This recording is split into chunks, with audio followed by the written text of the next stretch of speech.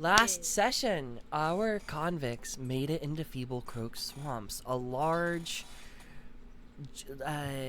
bit of marshland with waters that seem to curse the creatures around who drink from it. During your travels, the party passes quite a few bodies, those of priests and warriors of Arena carrying her symbol. These bodies seem to have been killed by the swamp itself, something in the vines and trees pulling them into the muddy water, drowning them. And after seeing these corpses, one of our group, Ollie, began to have nightmares concerning these individuals, and we all know what nightmares can bring.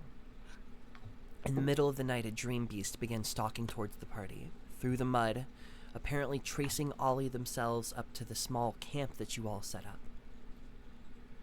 We pick up combat already ensuing. A very tall, plant-made being moves almost silently through the mud, minus the sounds of metal on metal scraping, as the armor tangled into this being kind of unnaturally hits itself and moves as this creature walks slowly. It's already begun attacking you, causing vines to kind of burst up from the ground around all of you and grasping at you to hold you in place. We're going to open up Tailspire, and we pick up at the very top of initiative with the Dream Beast's turn. So, Yes. if everyone could please open the map. Which, quick reminder, last session at the end of my turn, I had cast Blink, and I did blink out of existence. Right. Because I noted that down. I need to fix the atmosphere setting, because it's a little dark. And what were the symbols of the corpses in the swamp again? They were symbols of Arena. Arena? The goddess of malice, the bitch queen. Hello? The symbols themselves looked like, I guess I didn't describe them super well last session. They appear to be in the style of a very long two-handed sword, a very thin one, think Estoc, with a skull kind of lodged at an angle up towards the hilt of it. Let's see. I've got Nathan in. Do I need to my summon? Tailspire is still loading. Sorry. It took me a minute too. I just started really early. I'm gonna try to summon the players to the board, see if that works. Okay, we're all in. I think I've got this all set up. We start with the Dream Beast's turn. Oh boy. All of you kind of hear the sounds of the metal kind of crash against itself. It starts to sink under the water.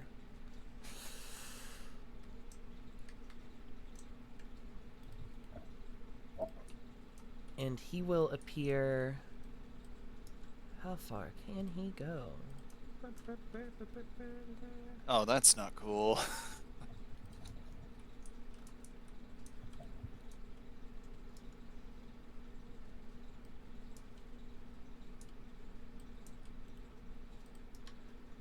Oh. He appears to your right. He kind of sinks under in the mud very quickly, and then you see a giant hand kind of burst out, grasp onto the ground near him, and start to pull himself kind of out of the mud.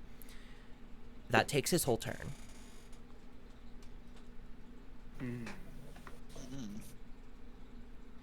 So afterwards... Oh, Sorry, continue. well, I can Kepri wait. would be next. Yeah, I just had a question, but... Go Mostly ahead and 'cause- ask it, because I'm thinking on options. Yeah, I'm currently in the ethereal plane.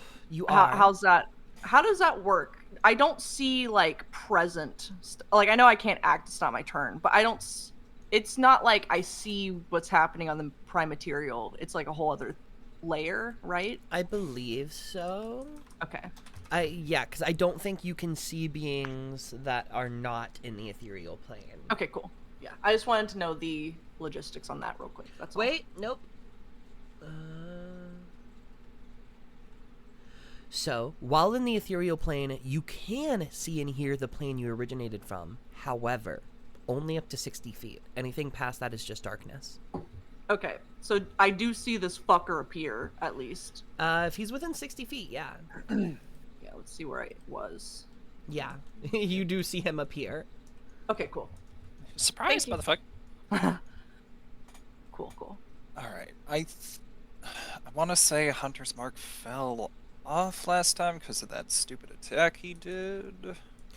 I don't remember if I had you roll concentration checks for it at all. Yeah. I know I lost concentration on my thing. I don't remember you losing it, but I could be misremembering. I tend to forget that Hunter's Mark is concentration, so Yeah, I might it's not have true. I just might not have called for you to roll one. Then you know what? It's still there. We'll go with that. I'm okay with that. You haven't taken that much damage, have you? Well, how does 23 sound in terms of damage? I'm gonna make you roll a check. Concentration. DC's only 10 because I don't remember how much damage you took. So just beat a 10. Rolled a 13, so. Wonderful. You are all good. I'll let it slide. And I'll try to not forget to make you roll those checks. Okay.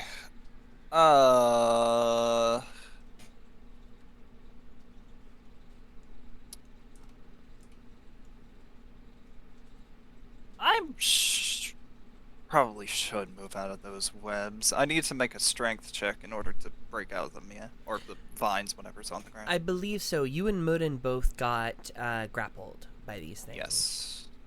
Oh, I thought I was the only one who failed the grapple. It happened a second time. Yeah. That's right, yeah. that's right. Yeah. I forgot about that, sorry. And that would cost an action. It would take your action. Yeah, we'll do it then. What do I roll? Strength check. Oh, great, Oh. I didn't So even get the smart. words out. That's a 3 plus 2?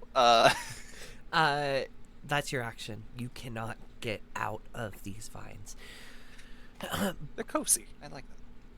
I wouldn't necessarily say so. Make me a nature check. Oh dear. Oh, of course, now I roll high. Okay. That will be a measly 22. These are not... These vines are magical. They are not the same as the vines that make up you. And even less so, they're not,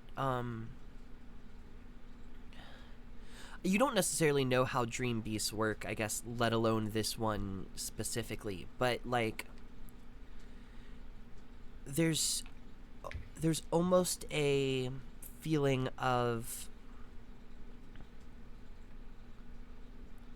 I want to say, like, radiance, like holiness to these vines.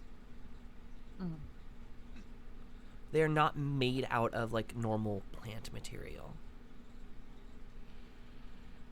Lovely.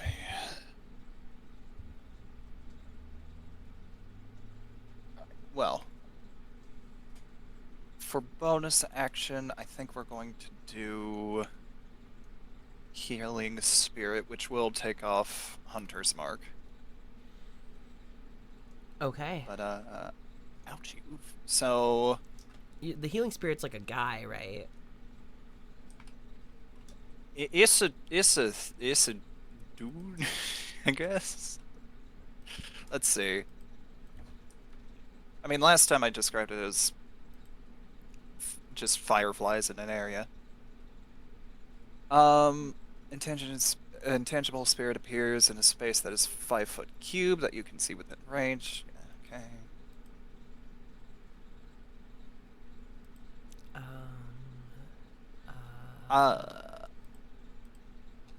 I don't have fireflies. You get magical books. And I'm gonna give you Magical permission so you can put that wherever he goes. Oh boy. Let's see. You get swarm of books instead of swarm of bugs. It's close enough. Yeah, this is fine. I'll even activate torch so they glow. Thank you.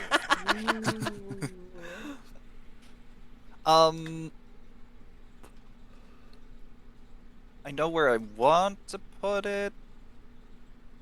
Yeah, that'll work. Just put it right here for now. And what that is going to do... It's got to go here because that's the space. Damn it. Okay, Yeah. well. It cannot sit in between spaces. I was hoping to cheap that out, but whenever someone enters that space or starts a turn in that space, they will get I can cause the spirit to heal you. So, yeah, you guys just have to kind of walk through it to gain this effect. Okay, I think you could probably do it to yourself, too. Yes, I could. Yeah.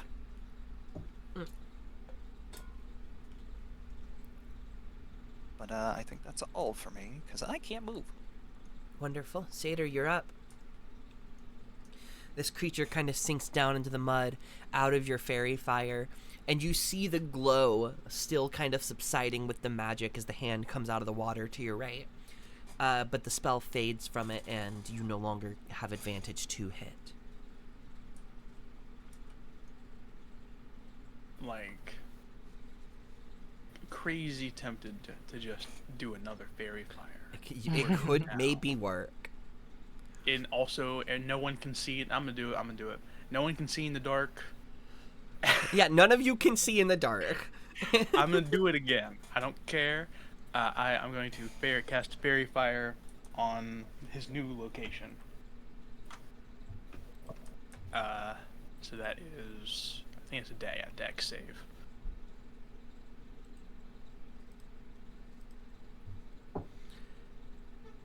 Is about here where you would like it, or... Oh, oops! Yes. He's still so close. I guess make the circle just slightly closer to the one that's actually on us, I suppose. So it's, yeah, just a couple extra feet of advantage, I suppose. That's great.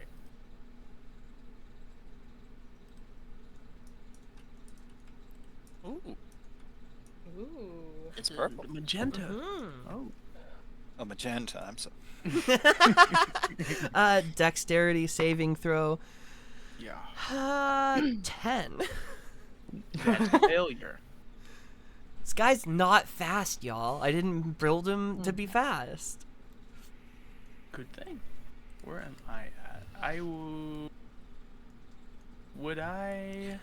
I wouldn't think it. No. What? I was trying to see if he would use a legendary resistance on a goddamn fairy fire, but probably not. That's up to you to make the call.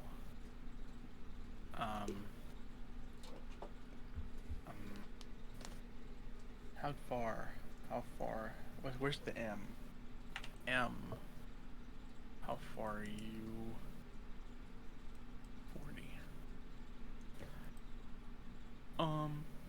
I'm going to move 10 so that logically I'll be able to hit him next turn.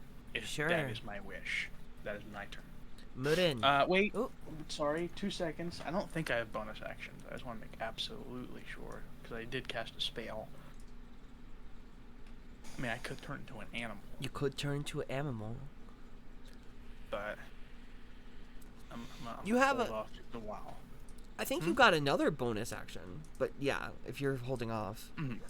I think I'll hold off for the moment. Sure.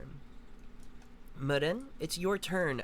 You see these, like, bugs kind of rush out of Kepri and begin to light up this area right in front of you, and if you needed the healing, you could attempt to step through. Am I not restrained still? You are. So yeah, you do need to make me a strength check to try to break out with your action. Hey, I'm good at those now. You're like pretty decent at those now, for some reason. For some reason.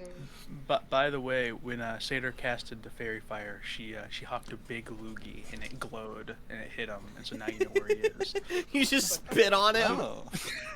Yeah, the projectile from 40 feet. It was really impressive. It was, You know, I'm Uh, sure. It dings as it hits the armor. Oh. that's a 16 on the strength save. You break free. You are no longer restrained by these vines. Was that an action? It was your action, unfortunately. Okay. That is a-okay. Who is looking particularly hurt?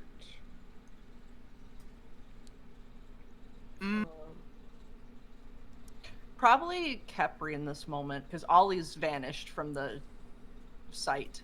I'm only down 16. Okay. So bonus action bolstering rally. Hell yeah. What's that game? You get 7 temp HP. Oh. All right. Like and that. then-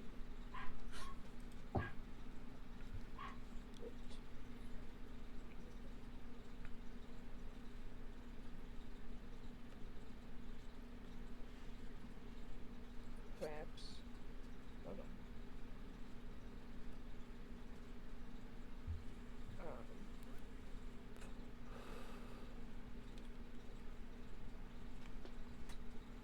Up here. Not gonna run through my little funny books. You don't want to run through the funny bug books? Bug books. Yeah. And that's my turn. No. Okay. You kept get sad. I just gave you temp HP. Yeah, I know. At the end of your turn, Mudin, this creature is going to use a legendary action to move his vines. Oh. They violently kind of sink back into the ground. God damn it.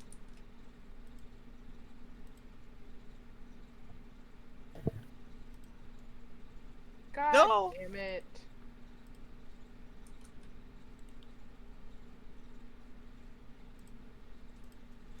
I need both of you to make me.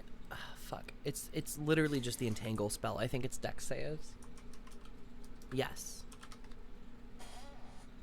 Boy, oh boy. You think I would have that written down, but instead my ass says he can cast entangle. That is 15. 14. Okay.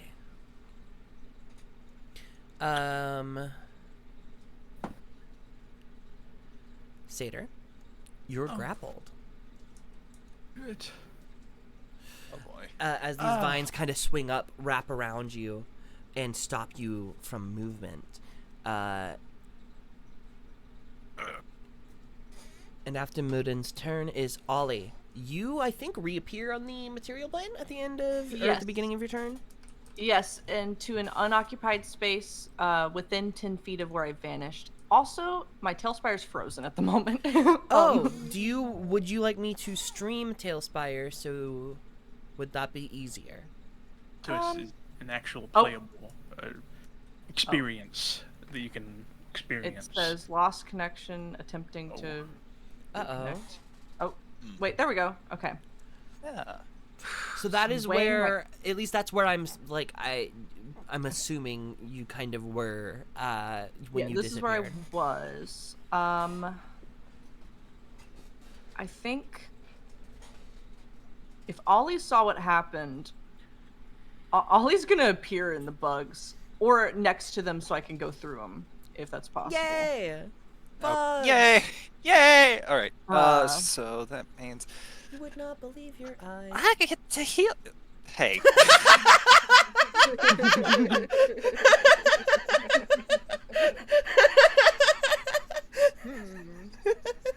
All right. Somebody Well, give if you you're- a mud pie? I put down a useful thing. Y'all make fun of me. What do you want from me? Y'all, Man. so speaking of mud pie, the reason this is a swamp is because this is the area that the mud pie bit happened in. Oh. I fucking knew That's it. why I turned it into a swamp.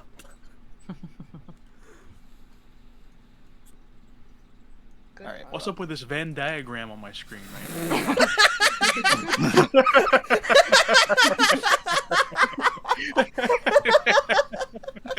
Man, I'm trying to be Buffy to people. I had. Alright. Oh, I'm weighing my options because there's 2 spells I could do. Well, let me give you your healing. Oh, okay. We're going to get a d6. It is 2 points of healing. Congratulations. Fuck me, I'll take it. It's better than nothing. Shut up. Okay. I'm weighing my options. What spells do I have available? Ugh.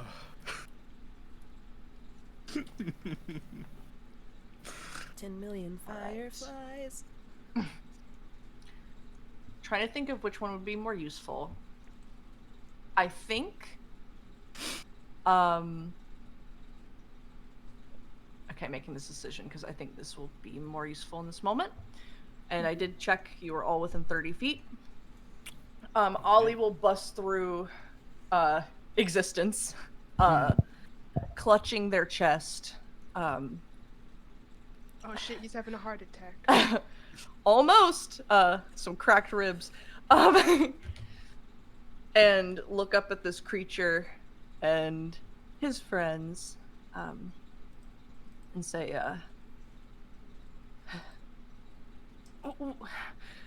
we can do this. Fortune hasn't left us. I'll cast Bless at 2nd level, which will get all of you because you're all within 30 feet. And I did check Blink is not concentration, so for the duration, as long as I keep my con, you all have a d4 to attack rolls and saving throws. Hell No. yeah. It was that or Beacon of Hope, but I think Bless actually might be more useful right now. And I don't have any bonus actions, and I believe taking a bonus action would hurt me anyway. And I'm not currently in vines, correct? Because they've You got are moved. not. Okay. But you also take damage if you move. Because you, if you choose to shit. take an action, anytime, Okay. anytime you elect to take an action on your turn, if you also take a bonus action or move, you take a d6 of damage. Okay, I thought it was just a Ouch. bonus action. Okay, so yeah. I think Ollie will shakily go to move and then realize, oh, that's real bad. And then I will just end my turn. I will try and blink if it happens. You need to roll an 11 or higher, I believe. I got a fucking 8, so no. You still here. are still here. Okay. Oh Lord, Lord, oh Lord, oh Lord. I guess there's only 2 of you that he can hit within his grasping vines. So these vines begin swinging around wildly. And unfortunately, I think it's going to have to hit Satyr twice with 2 of the attacks because it will have advantage against you.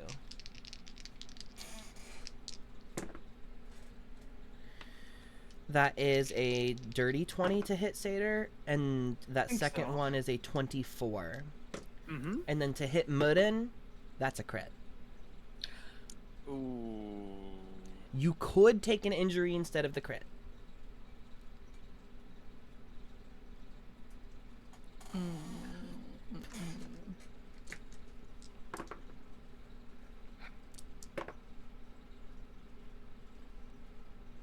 just above half health.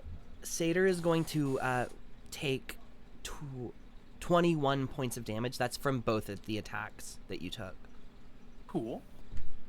I just get the one attack. You got hit once, but it's a crit.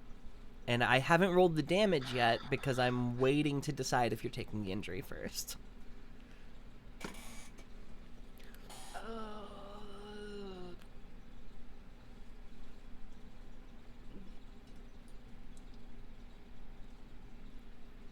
No. No crit? I'll take the crit. Okay.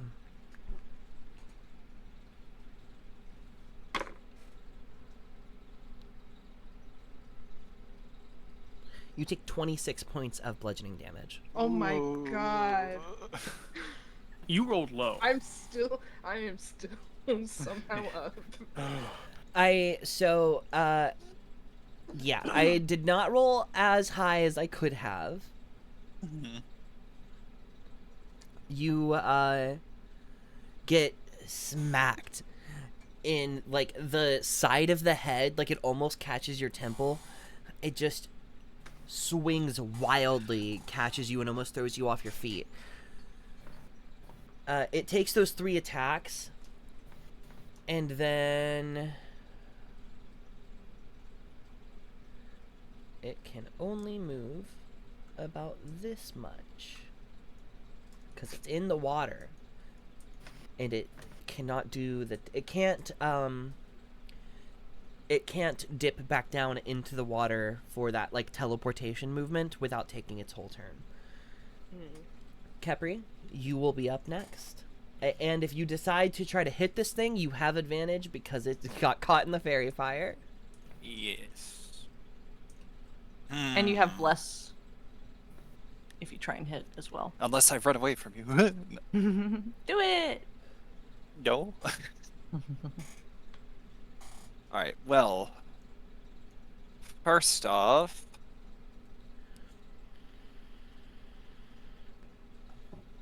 Oh, you. Murin! Murin! What? Kepri just starts Why? yelling at Murin. Murin! Hey. So here's the annoying thing about the books. I can heal you as long as you're in my line of sight. Guess where I can't really be? Make me a perception check, Kepri. You might be able to see Murin through the tent. Alright. If it wants to roll the dice, there we go. No, I don't think I can with a 9. I'm gonna say no, unfortunately. You can see all your other friends, though, your other 2 friends. Well, that's great. I guess the only one I know that just got injured is Satyr, so we're gonna move this one. I'm gonna move it. 1, 2, 3, 4, 5. Yep, there Holy shit! It's fine. They're fireflies, but not really. Yeah, they're fireflies. That No. will take effect on your turn. That cost me a bonus action to move them. And now I have my action. What do I wish to do with this action?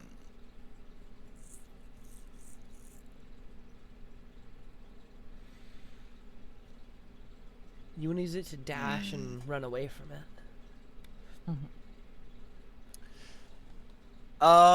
No. Not yet. That's a good idea for later, though.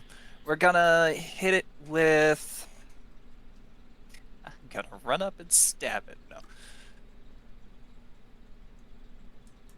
Hold on, I need to read the things again. Alright. We are going to hit with Candor. Woo! Mm-hmm. Yeah, you are. You have advantage and a d4. Oh, baby. Oh. Ooh. Oh. All right. That'll be 27 to hit. Yeah, that'll do it. That'll hit. Then no hunter's mark right now, but still got the swarm keeper thing. So on base piercing damage, that will be 11 points, and then an extra d6 of piercing. 3, so 14 total piercing damage. There is for that. that. There is that thing, that new thing. If you would like to use that. There is that new thing, but if I use that new thing, it will take away the books. Oh, that's a good point. So we're gonna wait on that, and Okay. instead, extra attack, we're gonna fire again. Woo! Murder! It's the new fun thing to do! Murder. Baby! Murder! Mhm. That will be a murderous 22 to hit. Yeah, that Ooh. hits. And unfortunately, I can't do any extra things this time, so it will just be 8 piercing damage. Okay. Does it look like those shots are doing anything, or am I able to get that knowledge?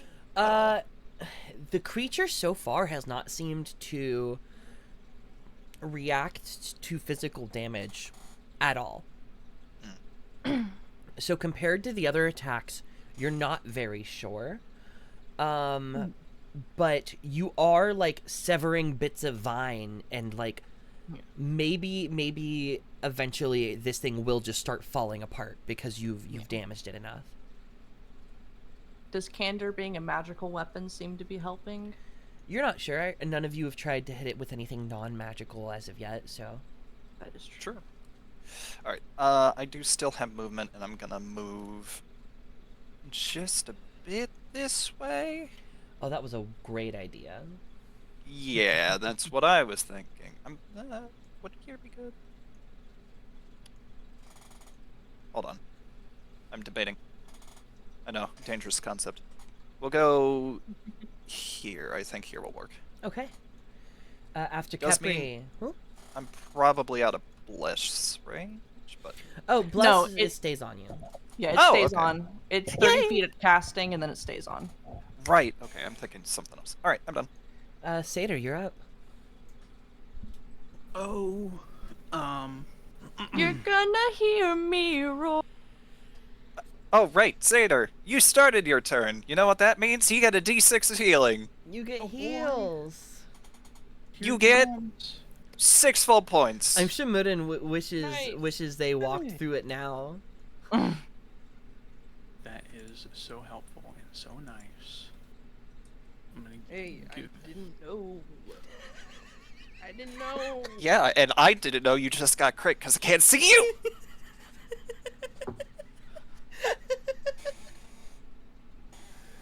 I'm Meh. gonna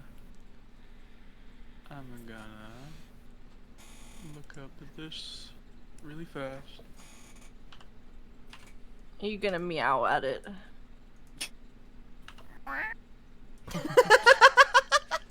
Just I would- revolve her oscillate. Satyr just becomes a duck for this battle. A duck. Yeah. Nathan just starts doing the most perfect Daffy Duck impression we've ever heard. Oh, Daffy Duck. Well, at least it ain't Donald. Donald's one that sounds funny.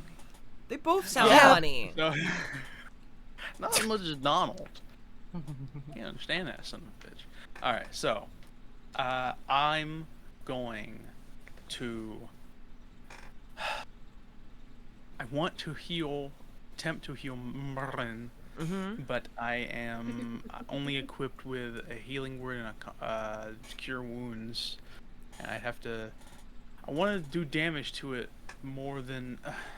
But you hurt. You're hurt. I'm a cleric. It's okay. I know, but also I'm gonna ice knife him. You're gonna ice knife him? Yeah, I'm gonna ice knife him. Do it. Do I roll for that? Yeah, I do. Yes, you rolled a hit. I'm gonna roll. I'm gonna add a d4. Bam, bloom.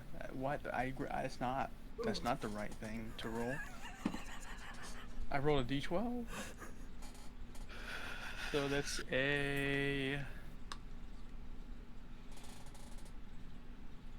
good. It's gonna be good, baby. It's gonna be so good. 18. That hits. Go ahead and roll your damage for that. And there are no enemies within 5 feet of him, so I don't think the second part happens. It says the target and each creature. Okay. So Yeah. Okay. that's what I'm reading. Here's the D10 coming. Not what's a D100, so same thing, but But he needs to make a dex saving throw. yes. Motherfuck me. Dex save. Dex save. Your answer is he didn't pass. He's gonna use a legendary resistance to pass. He's gotta. He's gotta. Bitch boy. Okay. He's a little bit of a bitch boy at this very second. Big sloppy pussy. Okay, sorry. What? I'm gonna Oh, There you go. I've gotta censor the video now, Nathan. Oops, I forgot what's going on. I'm not actually going to. I don't fucking Yeah, care. it's too much effort. So, nothing.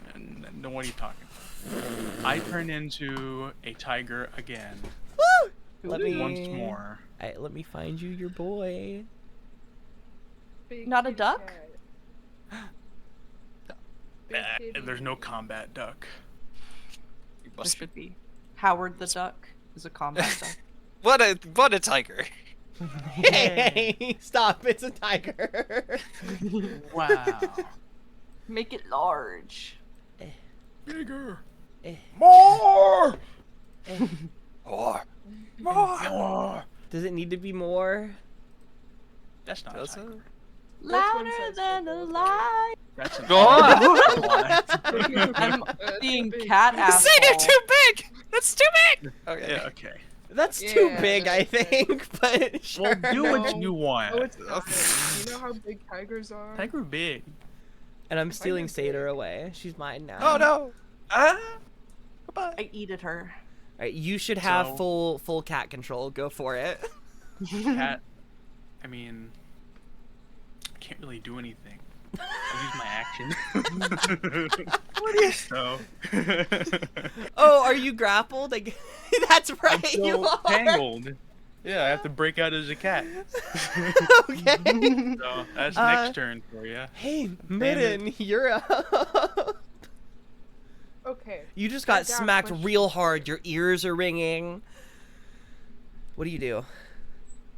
I got a question for you. What's that? How high up do these vines reach?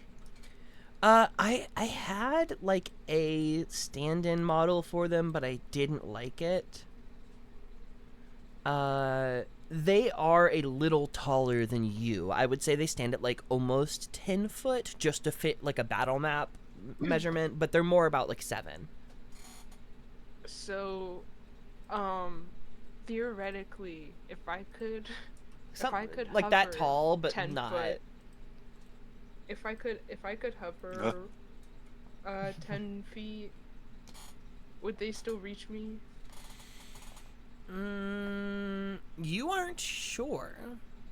You could make me an Arcana check, because I think you, at the very least, recognize like the entangle spell happening here. But everything else happening, you don't know what's you don't know what's going on. That's my Arcana.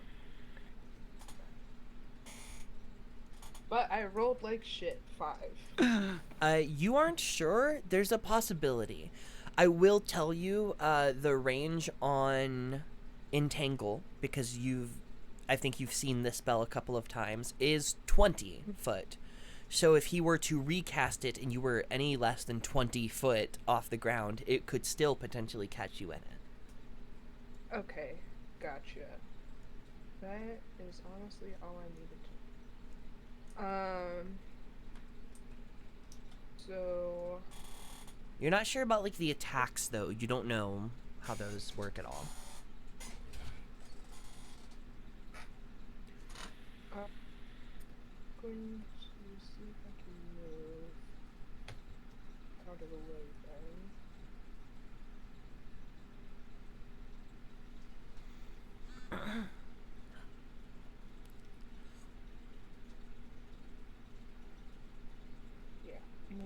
out there. Murin stumbles back around the corner where you all can see was a them, and bad they're idea. just. Man, what Oh, happened? that was a really freaking bad idea. Mm. And I'm just going to do magic missile at 2nd level.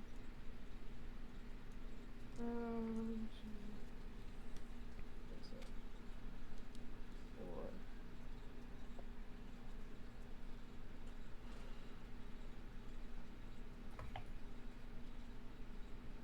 Force damage.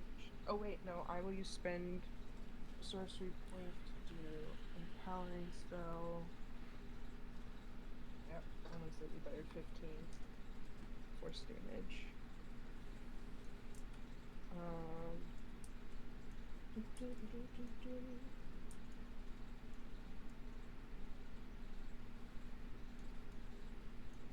And as a bonus action,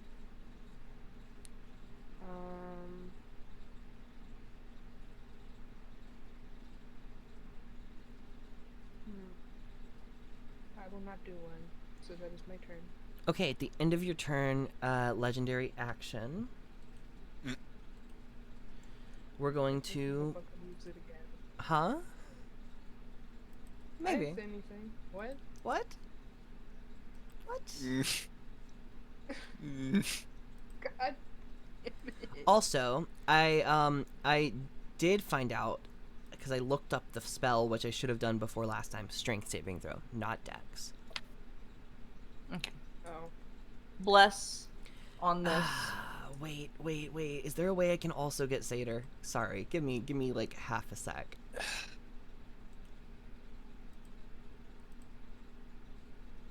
I don't think so, but we're gonna hit Capri. So I need Dex saves from Murin, Ollie, and Capri. Everyone gets bless. Yep. Wait, you said Or strength? strength. Sorry. Why do I keep saying Dex? Jeffrey. Doesn't matter, I got a nat 1. Oh. Damn. For, Oh, I dropped my die. Strength. total of 7. Saving throw. Mm-hmm. Okay. Yeah, with bless once again. Yeah. Bless saved my ass. I think Maybe. I got a total 16. I got a 19. Murin is the only one grappled. Should have walked through my books. Hmm? No. Hey. Ollie, you'll be up next at the end of Murin's turn. Okay.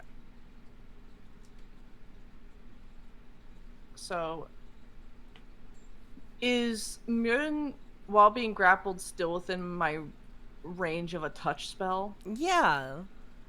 Okay. You're getting a 3rd level cure wounds. Aw, thank you. Don't worry, guys. After I get my level in Paladin, I'll self-heal all the time. I think also technically you'll be getting 2 levels in Paladin, because aren't you switching one Ooh. over from Sorcerer to Paladin? I don't know. Maybe. Okay. I don't know yet. We'll talk about that the next time y'all level up. I'll get with you and we'll like go back over your character sheet and stuff. You got. Okay. Wait, Fuck me. I typed my charisma bonus instead of my wisdom, so you got 24, not 25 That's okay. Ooh. points of HP. That Ah. is good. I'm in a much better place. That was your action. If you choose to do anything else, you will take damage. Yeah. Oh, brother. Yeah. And this is difficult terrain, correct? Where the entangle is? Yes, it is. Okay, so it's not really even fucking... I can't move much. I'm just gonna try and blink. Ollie reaches out, grasps Murin. Fuck me. Murin. It's all right. Then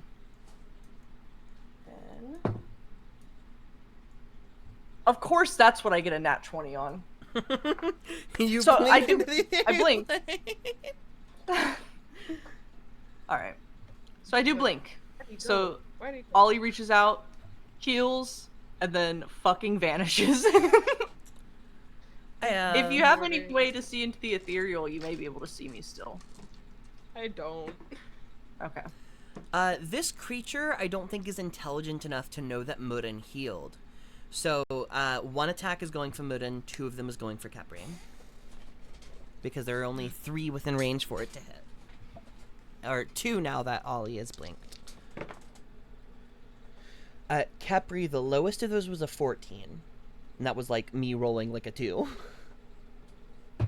14 just meets the armor class. Okay. Dang. It wasn't actually a 2, it was like a 7. But anyways. So both of those are gonna hit Capri. Murin, oh, that's a little lower. That is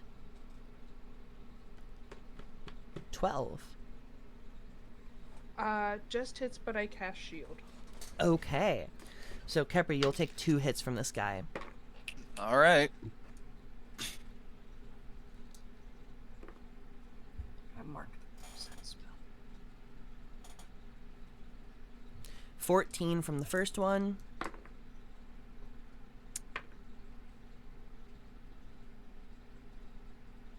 $17 from the second. Hey. I think it's 31 total. Yeah, it is. Oh no. Running some math. I'm still up, Oh my god. Hey. Hey. but ow. Very much ow. It moves 15 feet further away from all of you, kind of backing up away from you. After its turn, Capri, you're up. Mm.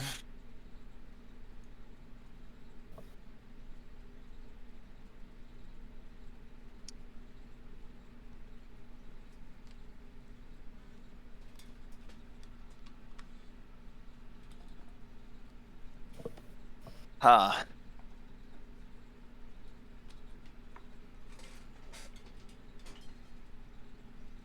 This guy's an asshole. Since I didn't get hit with the strength thing, I can move out of this, right? Yep. Okay.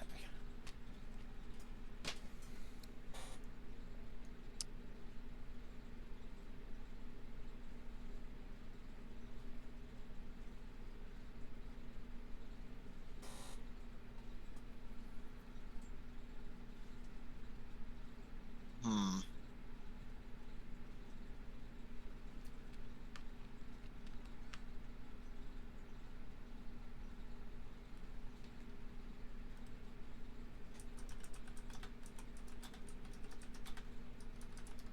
Okay. First off, we're gonna move Capri. 1, 2, 3, 4, 5. Gonna move him far away. Okay. The monster's out of fairy fire, it looks like. Yep. Let me read the spell real quick.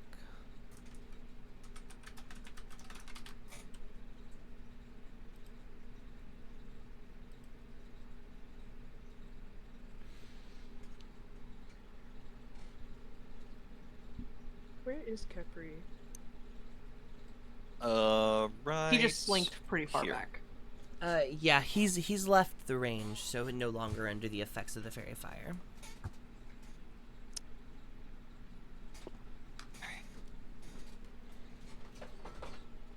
Bastard.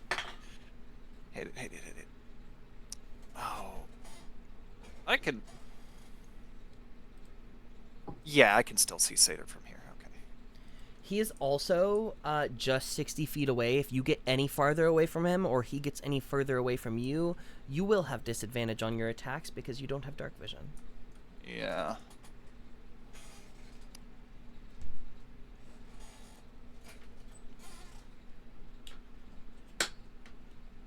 Got an idea to fix that. Maybe. Yeah, I want to keep the healing books there, so no using an extra bonus action. Unless I have something that is in concentration, which I don't think I do, which will need to be fixed later, but whatever. Welcome to my world. Yeah. Cleric spells are the same. Alright. We're gonna go with shooting with candor, and I'm going to load a glowing bolt. Lovely. No advantage, still with bless. Yes. Okay. That is, yeah, 22 to hit, so that'll Yep. hit.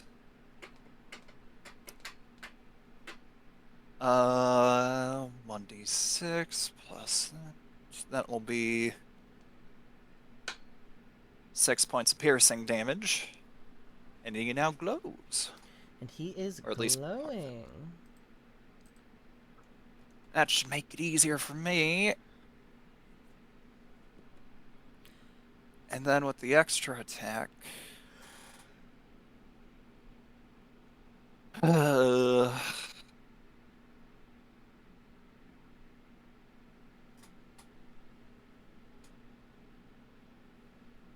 yeah, we'll fire again with candor. Okay.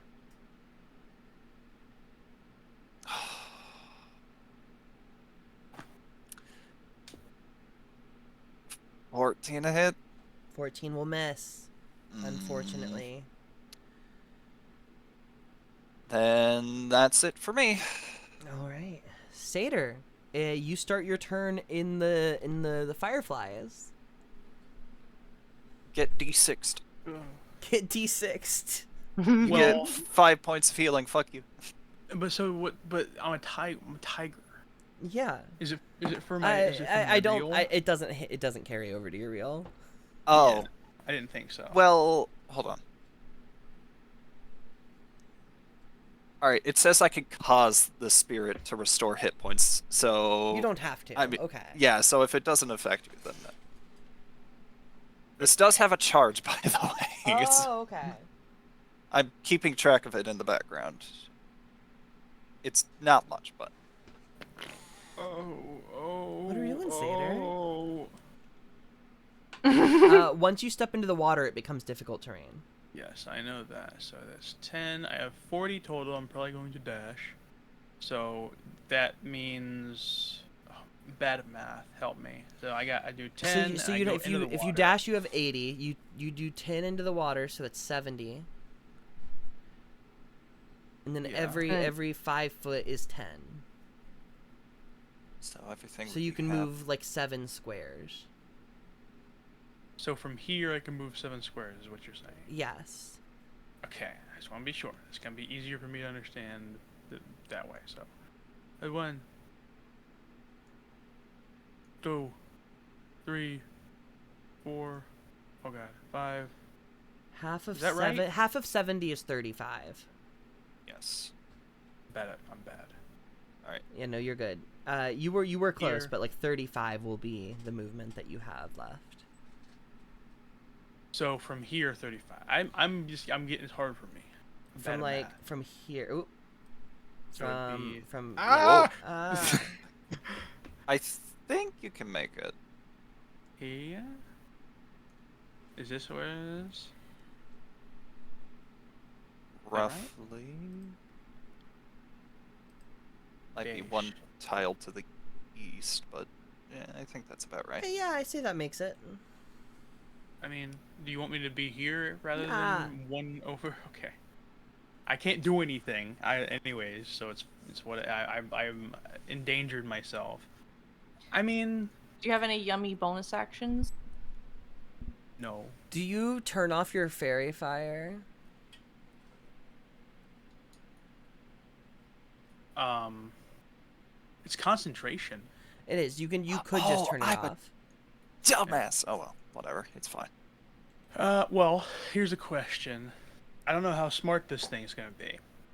Doesn't look that smart. And also, like, it Most doesn't dream seem- beasts are not very intelligent. Yeah, I can bonus action hide. So what if I try to hide in this tall grass, basically right in front of him? It'll be a high DC because you're right in front of him. I'll let you try. Oh, sure.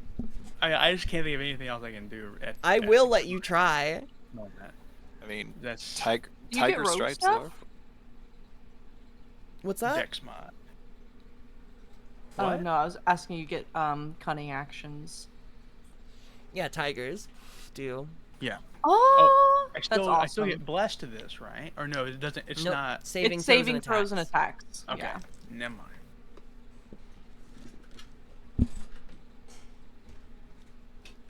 Jeez, I immediately forgot what I was doing there for a second. Okay. That's not. No, it's not gonna work. It's not gonna work. I 12. Nah, unfortunately. You are not convinced that you've hidden yourself from this creature. I'm not trying after no. I'm gonna go use the restroom very quick, but that's my turn. After Satyr, Mudden, you are up. Uh. You, I think, got grappled. I did. It was No, I didn't. you, Ollie, and Kepri were in the range. I cannot Oh, remember. yes. I did. Yeah, I it rolled was a nat Murin. one. I remember now. I did. Mm. So, Action to break free. Or you could try to hit the thing from here if you have anything with that range.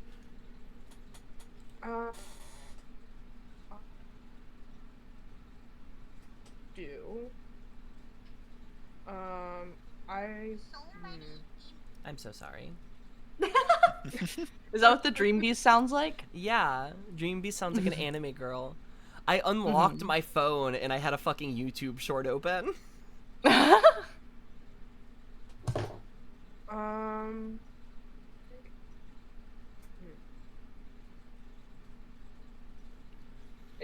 If I attack now, that won't give me I won't be disadvantaged from the restraint or the grapple. I think Entangle specifically gives you disadvantage on attack rolls. I think it's grapple rules, whatever those are. Because I know there's like 5 different ones. A restrained creature by the plants can use its action to try to break free. On a success, it frees itself.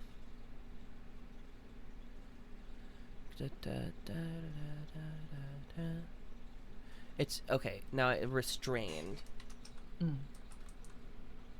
is the condition.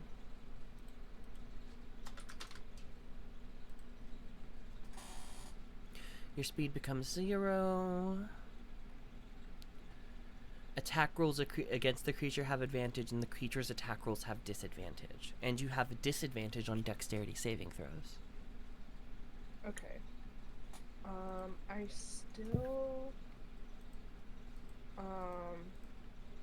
I still think I'll go for an attack. Because I have secret spell. Do you have... Sorry, I keep backseat gaming people. Sorry. What's up? No, I was just curious asking if you have the sorcery point that makes shit bonus actions. I do not take that one, Okay. but it is one of my favorites. I will I probably spammed get the it. shit out of that with Clappy. Yeah, quick and slow Could- a little bit. Could I just say very quick? So the creature wouldn't have advantage on me. I would have dropped concentration on Fairy Fire. Okay. I don't know if it would have affected you anyways. I started reading the spell and it confused me, but... I think it says any object. Any. So it's kind of confusing. Oh wait, I was just Each. planning on doing magic missile anyway, so it's not even a. Oh yeah, no, it's not even an attack roll. Well, wait. I'm sorry for continuing talking about this. It does say affected Alright. creature. Does that mean... Right, and I that's what I was getting at, is affected creatures. The only creatures that get affected are the ones that are in the area when you cast the spell.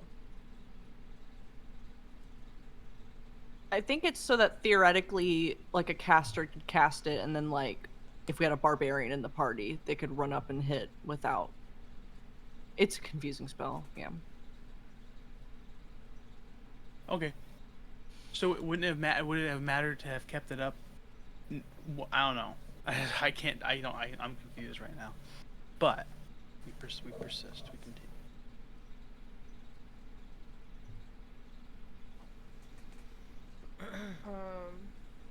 Yeah, magic missile, second level again.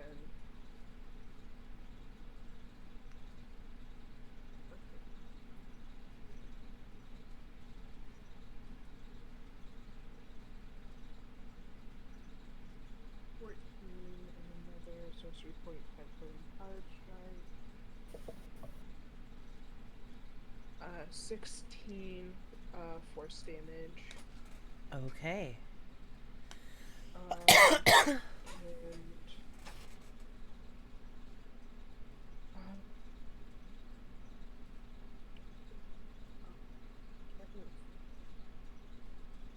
so I will not do limbs. And that's my turn. Love. Ollie, you're up. Okay. Does it do legendary stuff before my turn? Sorry. It is not going to. Okay, I just wanted to because make sure. its reasoning is one of you is still grappled. Gotcha. Okay, so I appear within unoccupied space within 10 feet of where I vanished. So I will, and this guy's glowing, right? Yeah. I can't make him glow any more than he already is. All right. Well, figure it out, because I'm gonna try guiding bolt. Okay. And this is no longer at advantage. I'm just doing this.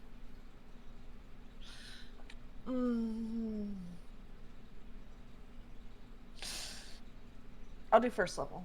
Mm-hmm. No, I was tilted.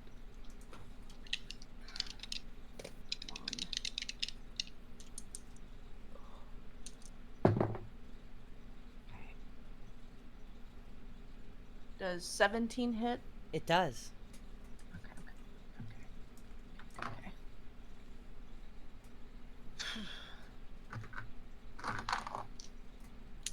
Oh, don't drop it. Silly goose.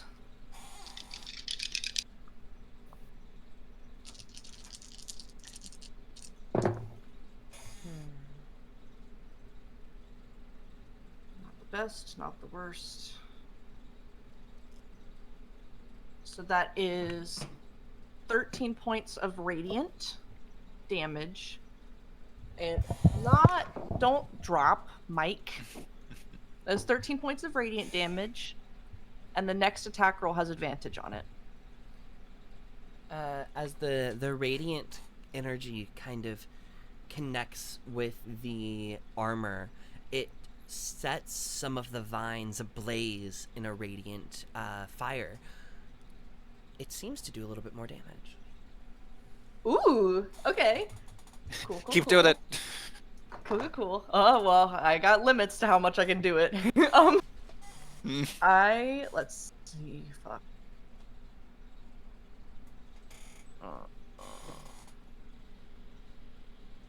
I'm just gonna try and blink again.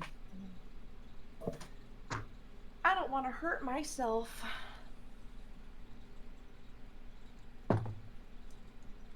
That is a 16. Okay, you blink. Sorry if I seem a little out of it. I'm just very tired, but I am engaged. You're okay. It's been a very goofy few days. Lord, oh Lord, he's got a turn. It's his turn now, and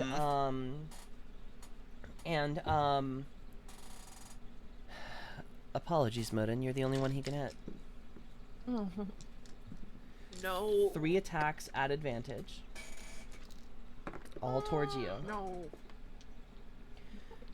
First one's a 27 to hit. Second Jesus one's Christ. second one's a 17. Would your shield save you with that one? No. It only God. adds +2 to AC. And my AC is 12. I thought it adds +5. Am I dumb? I think even +5 wouldn't work. Yeah, not. How would you feel about taking another crit on that final attack, Moden? Oh god. No. No. Oh. I'll take an injury. Would you like to know the damage from the first 2 attacks before making this decision? Yes, but it'll probably be the same. Okay. 15 from the first attack.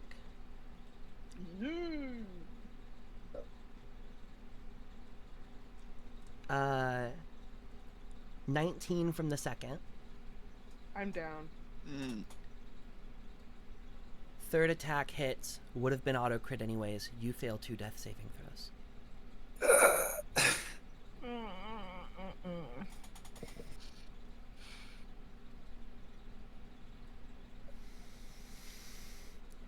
Oh my god. Sorry, I just remembered Mirren goes before me. At the end of its turn, it tries to walk away from you, Satyr. You get an attack of opportunity. Okay. At advantage. This could be it, guys. At advantage with bless. Oh, here's the bless. This is good. This is good. This is good. That's. Oh wait, what did I add? Oops. Tiger stats. Tiger stats. That's it's like 22 to hit. Yeah, that hits. Awesome. Here is the 2d6.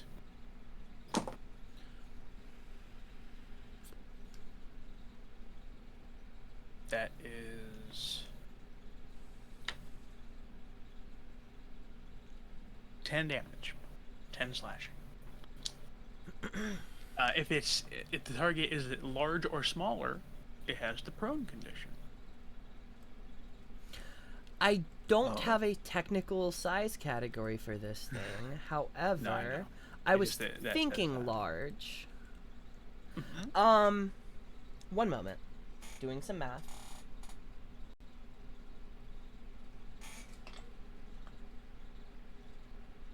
You don't have to rule it like that, even though it's like just because it's like a. How does Pretty Satyr kill this thing?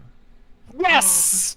Oh! Do it, do it, do it, do it! Satyr Yeah. in tiger form is growling and snarling at this woodland dream beast, and out of the corner of her feline eyes, watches her friend go down, and just can't. And sees this thing has the gall to turn face and try to get away when I've just now gotten to it. Let me do something. So Satyr, as it's walking away, Satyr grabs it by a leg, drags it down through to its knee through the mud, and just leaps up onto its face and claws out a big chunk of vines and just takes its head off in Satyr's claws. You pull the helmet out of the vines with one of your strikes, kind of throwing it. You hear it splash and kind of begin to move, sink into the mud. The vines within this creature begin to disintegrate under you, and the ones around the party begin to do so as well.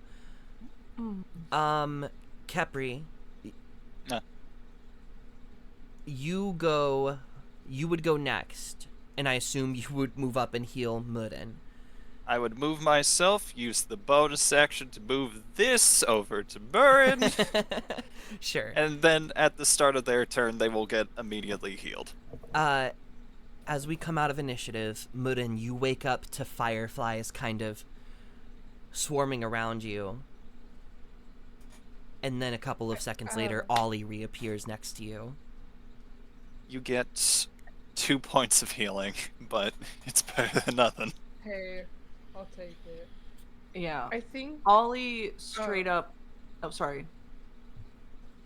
yeah, I think, at first Morrin sees the fireflies and genuinely has like a feeling of relief that he must be in a good afterlife. Oh. Yeah. Oh, And then no. Ollie literally bounces out of into existence, nearly onto Mirren. And Morin then sits up, looks around, sees that he's still here, and feels a lot of different reactions. I think um a different kind of relief, but also rumbling anger. Oh. And a very deep frustration. But tries not to show that. But it's not. He's not doing a very good job at hiding it.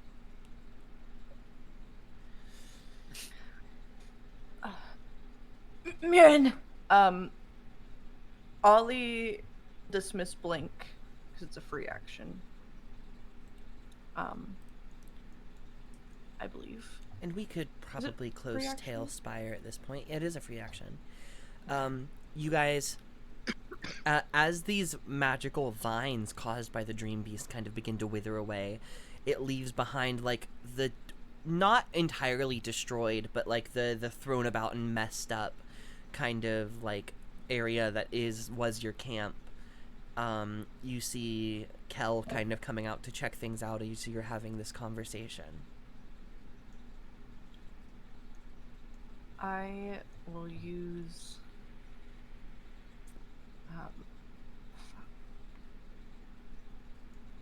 my Oh. oh. Go ahead. Do I have any healing potion as well? Yes, I do. I will use my last second level spell.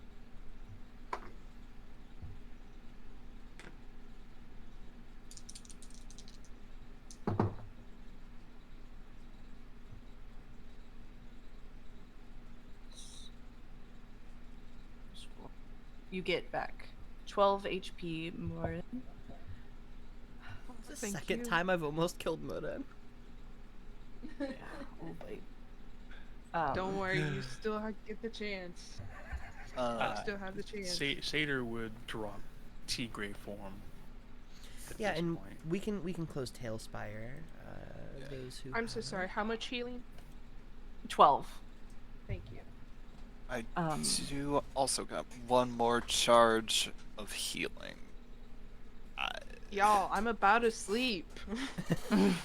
All right, fine. I'll do it I mean, myself. like I was saying, your camp is a little messed up, and you aren't that far away from the town is called Lesomi. It's Elven. Kel has been kind of just calling it Dead End this whole time. That's what residents there seem to call it. But you are, I would say, about a day away if you wanted to skip the rest of your long rest and get back on the road. oh my god. Oh, sorry. Well, Ollie, you got hit pretty bad there. I think that was a bit worse than getting your wind knocked out. How are you feeling? Yeah, I have some broken ass ribs, right? Mm-hmm. Yeah. Ollie's armor is there's blood seeping into the chest area. I don't know. Oh god. I don't know what the fuck that was. Sorry. Deal with me in a second. Martin, you okay? You all okay? You have fucking a broken chest. Shut up, lie down. Okay. I would say, yeah, Murin has seen this kind of injury before and knows that, like Ollie should not be straining. Yeah, it is Yeah. a thing where every movement is intense pull of pain on the face.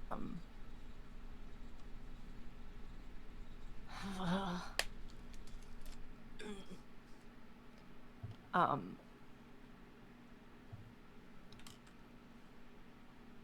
Ollie will lie down. I forget what the check is about injuries or what the healing requirements is for injuries. So and either you can, I know if it's you in the doc. if you I can find just a town that has a professional, medical professional, either a cleric, priest, something of that sort, you can spend a few days of downtime with them to fix your injury for free. Otherwise, a healer in the field can attempt to fix an injury with a medicine check over a long rest or by casting greater restoration. The person fixing the injury does not gain the benefits from a long rest. So, Seder, for instance, with being proficient in medicine, I would call her a healer. Yeah. So she And I'm- could, over a long rest, try to fix your injury, but success or failure, she will not gain the benefits and will gain a point of exhaustion. Yeah. Oh, God, sorry. This is new.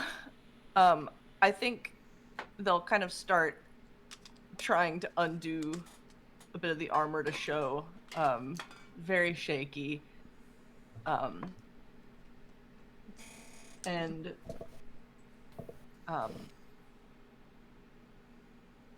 there's a moment where through the tear streaks, Ollie's face begins to change into that, like, just for a flash of a version of Ollie that is, it kind of looks like he rapidly ages for a moment, and then goes back, and then morphs in another flash into, this time, a woman's face, again aged with a shock of brown hair, and then goes back to Ollie.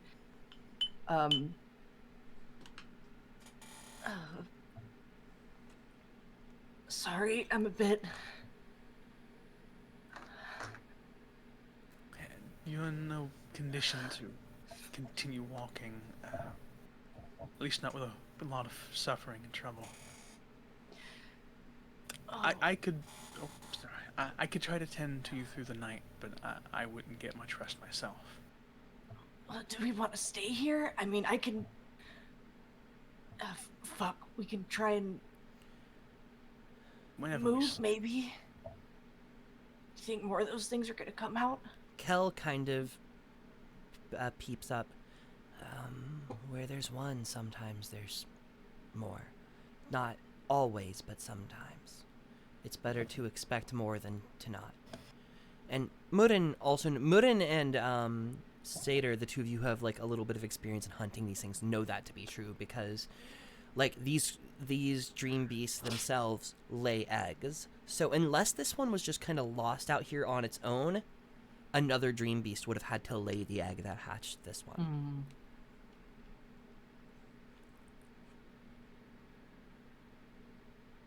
Well, we'll have to take the risk. We're not moving until you're good enough. How far do you think I could carry him? I don't think you should. You could try... I'm up for it. It could be safer to find somewhere else. We I could think tie we you to drew a one lot of the horses. Shit. That probably hurt more than anything else. If we're staying, I can try to help fix the injury in a way. My only worry is I think we drew a lot of attention to firing off spells and combat could attract some creatures. If not dream beasts, something else. Anything as powerful as what just almost done us in there, then I don't know.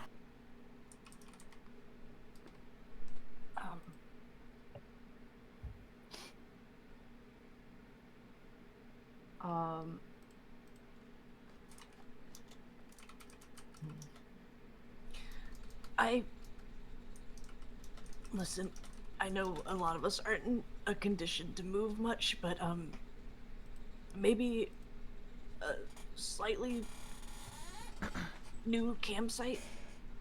I don't know. It would take a lot to disassemble, reassemble.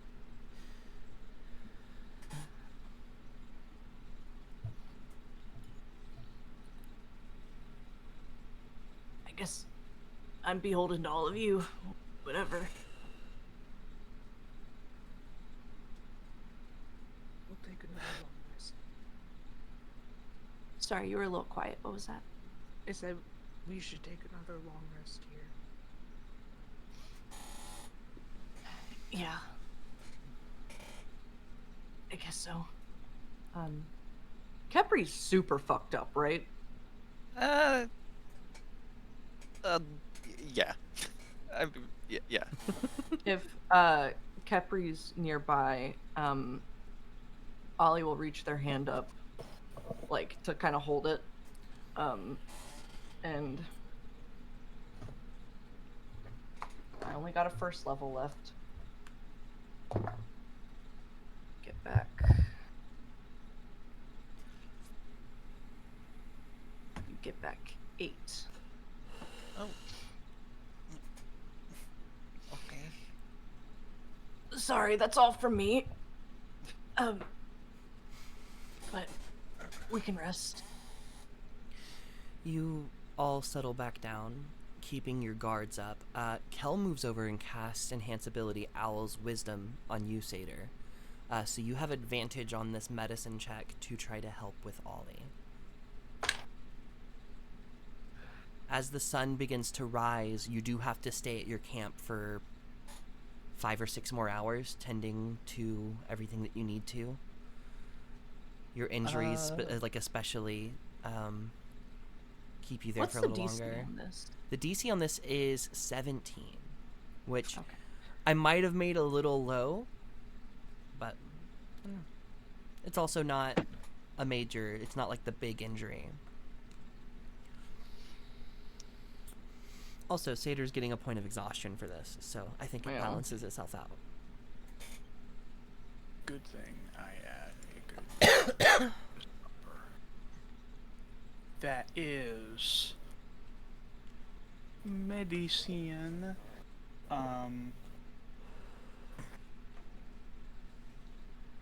18. Nice. Over the course of the next few hours, moving into the early afternoon, you feel like you've gotten to a point where hopefully your injuries won't be a problem moving forward. It still hurts a little, but you can act a little bit more normally, and you can walk. So over the next few days, it should heal very properly. Yeah. For I guess the sake of this, I know Ollie. Do I get a point of exhaustion? Do I have to stay awake for? You don't have to stay Or- awake. Satyr does. Yeah, I think. So everyone except for Satyr gets a long rest too. Yeah, is Kel awake as well, or did Kel just cast the spell? Kel would have casted the spell and probably gone back to bed. Okay. Actually, no. She didn't get hurt. She stays up to keep watch because the rest of you need your rest. I think as in the moment, sorry not to belabor too much, but as everyone's going to bed and Satyr's over top of Ollie, I think in the pain of it, the faces do continue flashing a little, and there's a moment when it's just them And Ollie's just probably weeping at this point. I mean, broken ribs hurt so fucking bad. And through the shaky breaths, there is a moment where the face drops to Azarin. Very quickly tries to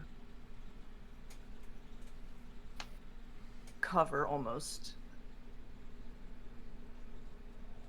I'm sorry. I'm so sorry. Don't speak like that. Just be glad you're not being treated by my parents. You'd be being stuffed with spoonfuls of honey and maple syrup. Don't apologize for receiving help. You're fucked up. I can't have you like that.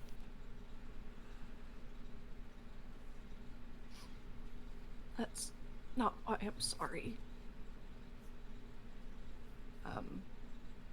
And we'll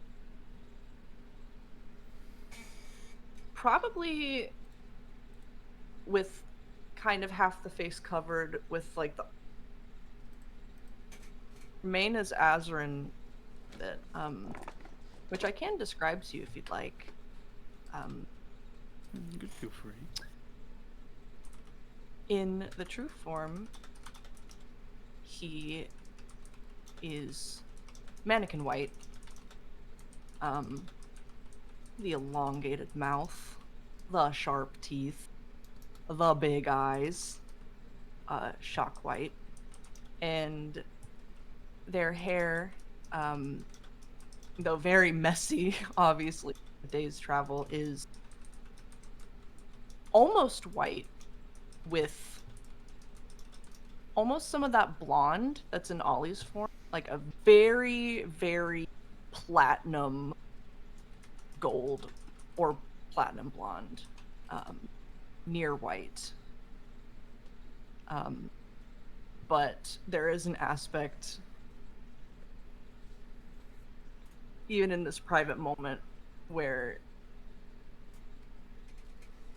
he does turn away a little when his face is out.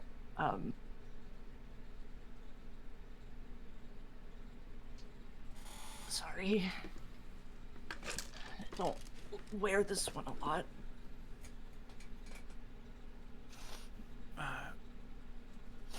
I get how you could feel weird about some of the experiences of some of your faces. I didn't pay any mind. I didn't think you had much of a... I didn't think you'd want to do that right now. Like you can't control it. Just hurts too much to keep up.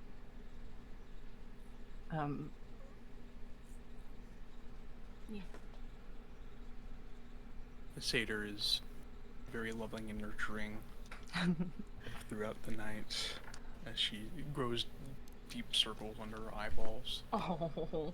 And come morning, all of you, or well, not morning, early afternoon, as I said before, you've all gotten your stuff packed. You're ready to head back out. We're gonna take a short break while I get my notes together for the town that you're all getting to. And when we come back, we'll be entering the town, pretty much skipping this next day of travel. On a side note, Nathan, I love that shirt. Don't need a Very prep nice. with these guys. But yeah, I will be right back. I'm gonna grab a water, I'm gonna go potty, then I'm gonna get my notes together, and we will continue this lovely game. I don't even think that they registered that Kel was there when they were doing all that.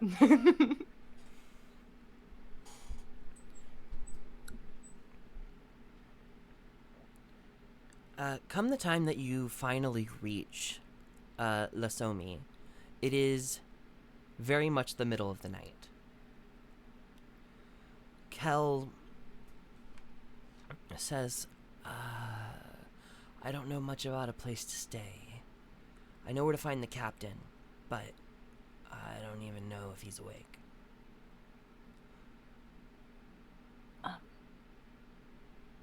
I guess none of us are super familiar with this area, right? No, I wouldn't say No. so. I ain't never been here. As you kind of move up, there's a small sign, like in gates that have been flooded, that has the name Lasomi written on it with the words "Dead End" just painted over the top. And you think that's why Kel calls it Dead End. But a lot of this place is in water. There are a few wooden buildings kind of near the front of this small town that are completely rotted away, flooded. But 2 or 3 stone buildings stand strong. It doesn't look like any of them were built to live in the swampy area. Like they were built and then it became swamp over time. Mm. And just a That's lot of really them weren't interesting. ready to handle it. You don't see literally anybody outside. The sounds of crickets and the sick frogs are all that kind of fill your ears, other than the sounds that your party make. Well, I guess maybe first thing is to figure out place to stay. Seder needs her sleep. We've had a long couple days of travel. Yeah. I mean, I guess I could bother Jones, see if... I'll probably wake him up, but... she casts Sending, and...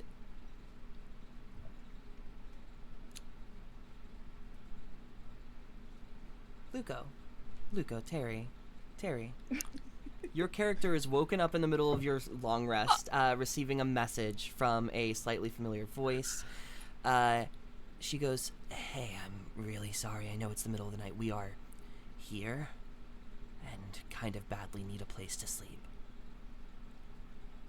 You have 25 words to respond if you choose to do so. Gus?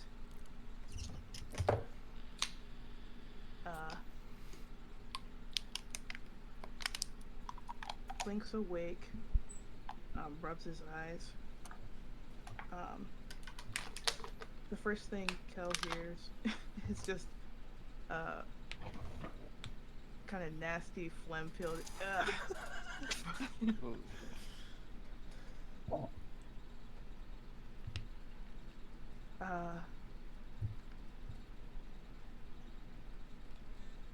Where are you? I can probably track you down. And that's all he says back.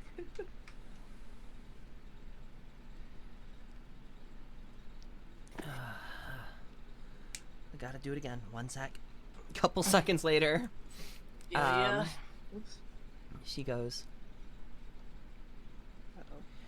I mean, we just walked past the gates. We're kinda just standing outside, knee-deep in mud. My phone crashed. I can't hear anything. Uh-oh. Oh shit.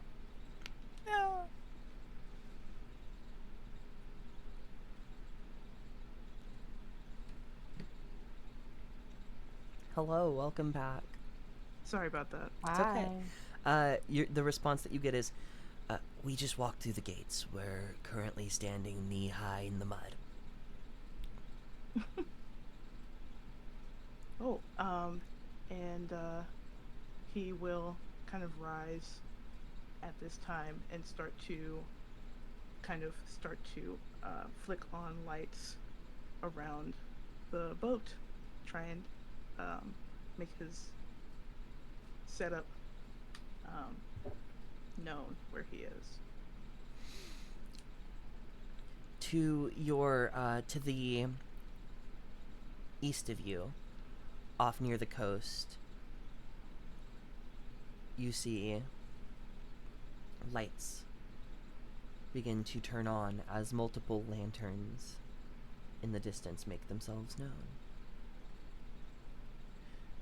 It's not fully, to clarify, it's not on the coast. The boat is not in the sea, but it is kind of moved up into the swamps enough that is not really in the rivers either. But you all see that and begin making your way that direction. And as they all approach, would you do us the honors of describing, one, the boat that you are on, and two, what Gus Johnson looks like? So as you approach, you see Captain, it's I would Gus. Is it Johnson? Did I get that correct? Jones. Jones. My bad. I said the name I of a gotta change. YouTuber. I gotta change my name in Discord.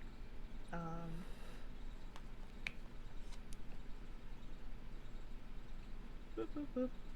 You see, like, I would say a fairly cute nautical vessel in front of you. It's not extremely large, but it's certainly large enough to fit a small crew. And you see standing in kind of the open gate of the front deck a fairly small tabaxi man. He's standing there in a night frock and a hat as he kind of scans the darkness and watches you all approach from afar. He kind of like starts shaking his head and like, Cal, you call upon me in the middle of the night. Who do you look at when you start talking to Kel? Because you don't know what Kel looks like. I think I would he's say actually just the one. kind of looking into the middle distance. Okay. I will have everyone describe their characters to you, because you have dark vision, so you can see them Yeah. before they can see you. Essentially, Fucking he's finally. Sorry. yeah, he's talking to no one, and he's just waiting to see who's gonna respond. Okay. Well, let's start with like character descriptions. I will also describe Kel. But I will go last.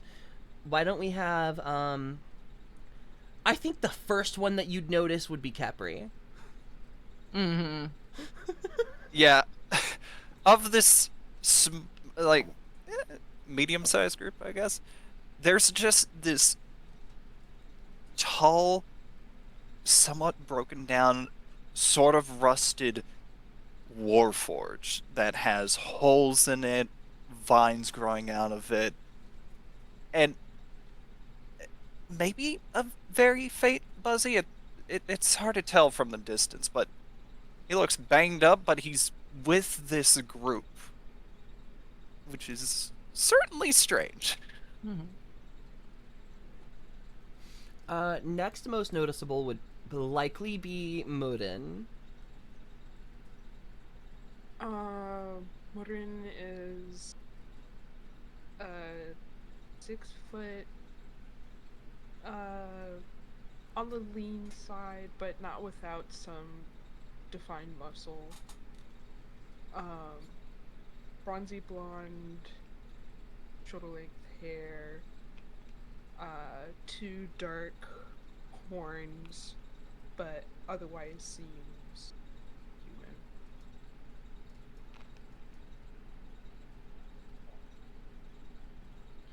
human. We'll do Satyr, then Ollie, and then I'll do Kel last. You see Satyr, a massive human woman, 6'5", jacked, has head shaved with these braids going down the middle of her head, full outfit of leathers and hides. What am I currently wearing?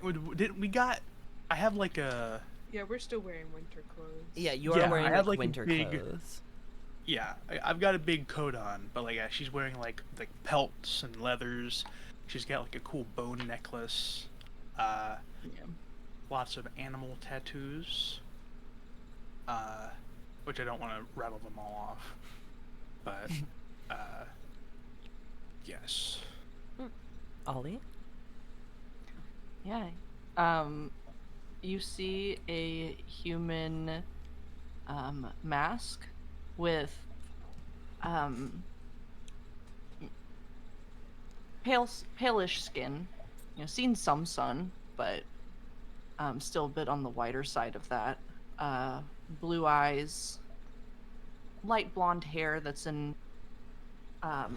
just fluff curls. Looks about 20s, and is wearing just leather armor with a fluffy green cloak, because that's the winter cloak I got. And I don't think his holy symbol's visible right now. Mm-hmm. Possibly, it may be looped on their belt. I'll say it is looped on their belt because with all the danger they've had, it would be visible. You see a holy symbol with a white mask with gold designs around it. No weapons, it seems. Kel is a fire genasi who you immediately get the vibe that she is a spellcaster. She has a Tensor's floating disc with the party's belongings and her mother in a wheelchair on top of it. Her mother is the oldest elven woman you've ever fucking seen. And her brother is also a fire genasi. The two of them kind of walk like a little bit side by side. But Kel has like this staff that she kind of carries in one hand and is using as a walking stick at this moment. She's just in full Gambit cosplay. You've seen. Satyr has a big club, by the way. She's got a big studded glove. It's a mace, but yeah, mace. And she is the one who responds to you. She goes, the captain. Captain Jones in the flesh. It's good to work with you again.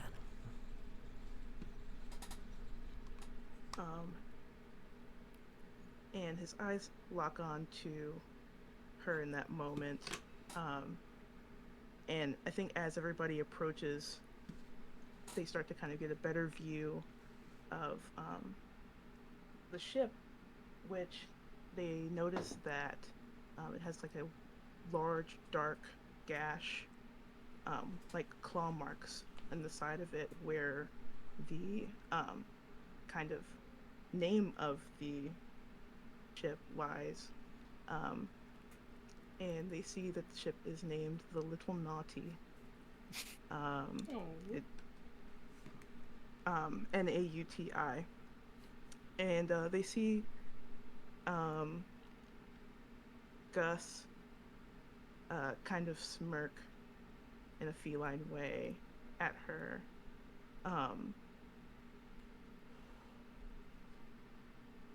And he just shakes his head and chuckles and says, "You bring me a half-exhausted, dented crew in the middle of the night, and what, you expect me to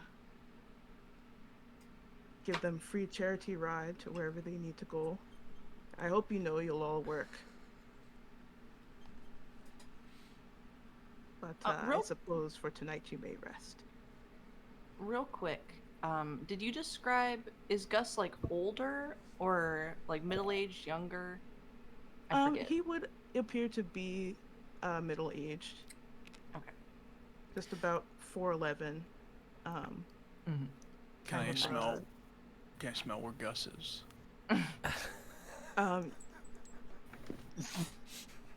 Actually, Satyr, as you approach, Gus will point a hand at you, and you may notice that something is occurring. I don't know. That ring, Satyr, that you Hmm? carry in presumably one of your pockets. I don't think you are wearing it. You feel this slight, almost tug in Gus's direction.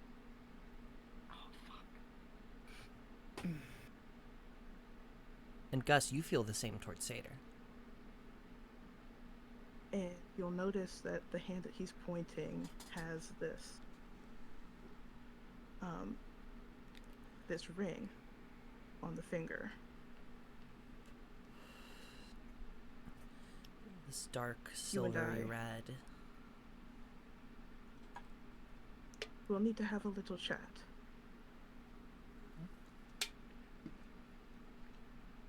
I can work and talk. That should be fine. You and I'll get along. For now, come on.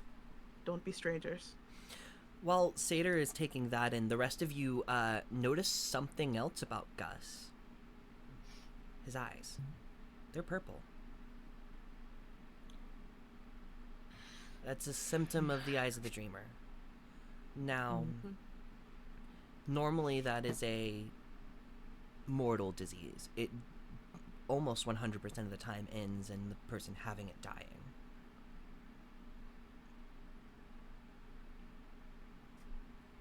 But you all kind of board this small ship.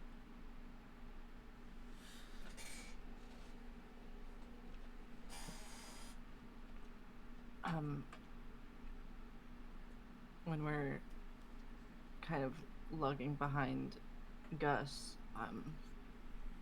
I'll kind of under my breath turn to Satyr. What the hell was that old man on about? I can't be super certain, but I think we both possess one of those rings. No, Oh, flame fuck. doors. Amazing. Okay. Strange One thing at a feeling I time. had, but I think that's what it is. Okay.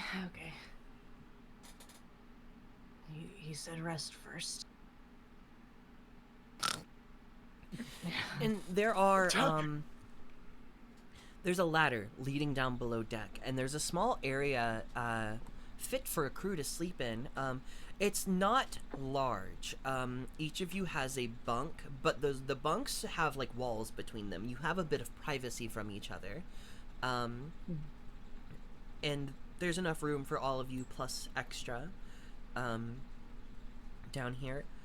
You kind of find a place to start settling down. Gus, do you make yourself acquainted with these individuals, or are you letting them have their sleep before you get to too much conversation?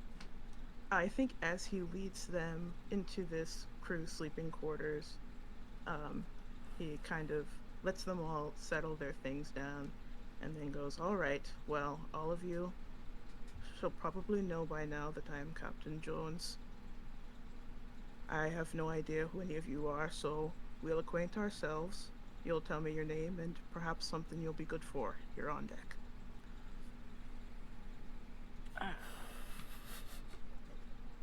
Yeah. Ollie.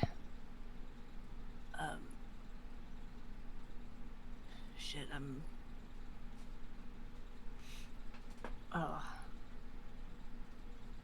good with magic. Of the healing sort. I'm getting a scrap.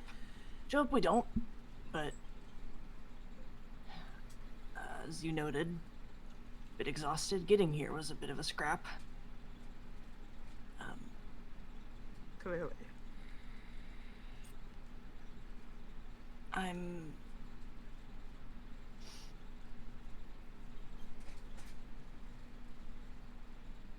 better at subtler things.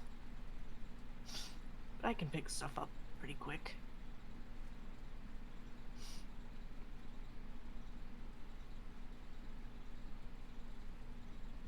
Zena, Unlock.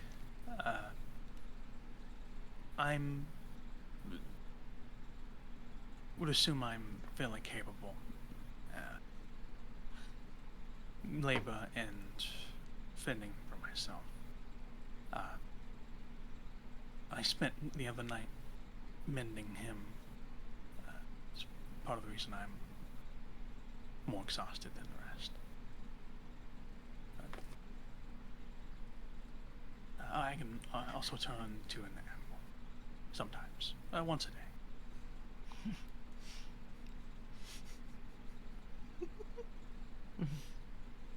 It's pretty impressive, actually. Yeah, Gus looks immediately very impressed. You can see him actually go, noted.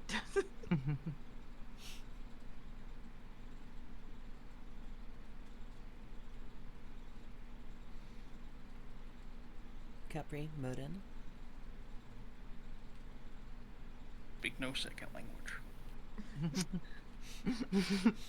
My resume, sorry. I am quadlingual. I'm Morin. I'm strong.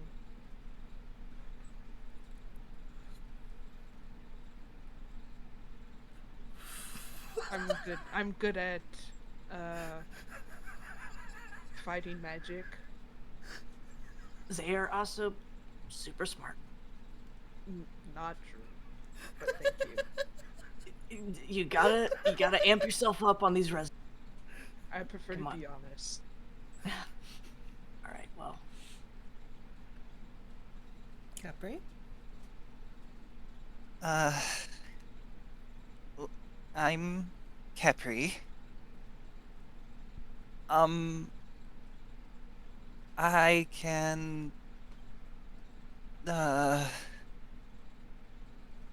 tie a pretty good knot. I think.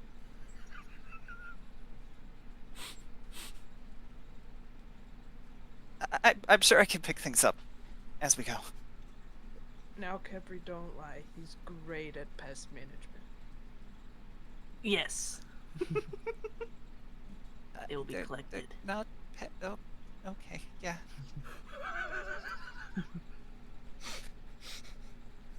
The bees Oh, get alright. angry. Yeah, there is a little like zzz. Ambient. Sorry. Kel, he- So go ahead. Kel lets all of that happen, but then she looks at you, Gus, and then she gets this very serious look in her eyes, and she goes, "Despite all of that, Gus, these people are not yours. They are mine. I've hired them, just as I've hired you. So, if you don't find them adequate, too bad."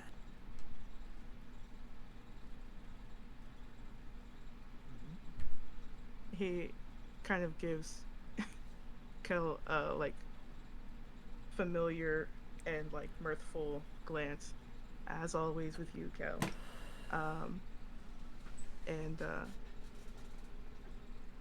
we shall discuss payment at another time, as per usual. For now, I bid you off farewell and good night. Good night. Good night. Good night. Good night.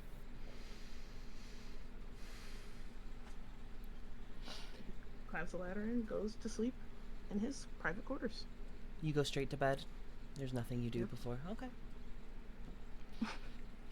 Welcome aboard. Ollie collapses. Hammock or whatever we got. I'd say they're probably hammocks. Mm-hmm. And looks at Hammock. I think I'll just find someone to curl up. I don't think it'll be. Just try it. Try it. These things can hold more weight than you think. Okay. Very cautiously gets up onto one of the cots. Oh god. It surprisingly holds you up. You don't think you should do any like bouncing in it, but like, it's fine. Well, if it can hold you, Capri, and Satyr It just jumps up into the top hammock.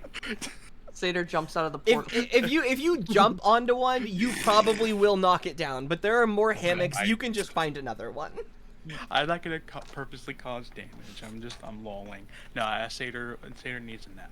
She gets in a hammock. Yeah. Mhm. Every single one of you gets a long rest.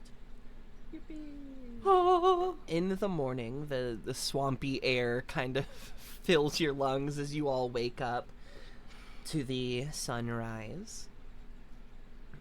Who do we think would be the first awake? I think Captain here is probably already the most well rested amongst all of them. Mhm. Certainly first to rise and being loud. Mhm. I think I only need 6 hours of long rest, so You are a I guess I might be warforged. on. Yeah. I do not need sleep, except a little bit. A little bit. Yeah, like if Kepri, if you want to be up, I'll say that you and Gus could like rise at nearly the same time. If the two of you wanted to chat before the others awoke. Do I want to talk with the scary pirate cat? I mean, I'll be up. I'm not sure. Nah, I'll head out onto the deck. Pirate Cat should have been the name of the episode or the session. Cat. I mean, As you reach the top deck, you see Gus just kind of in his daytime garb,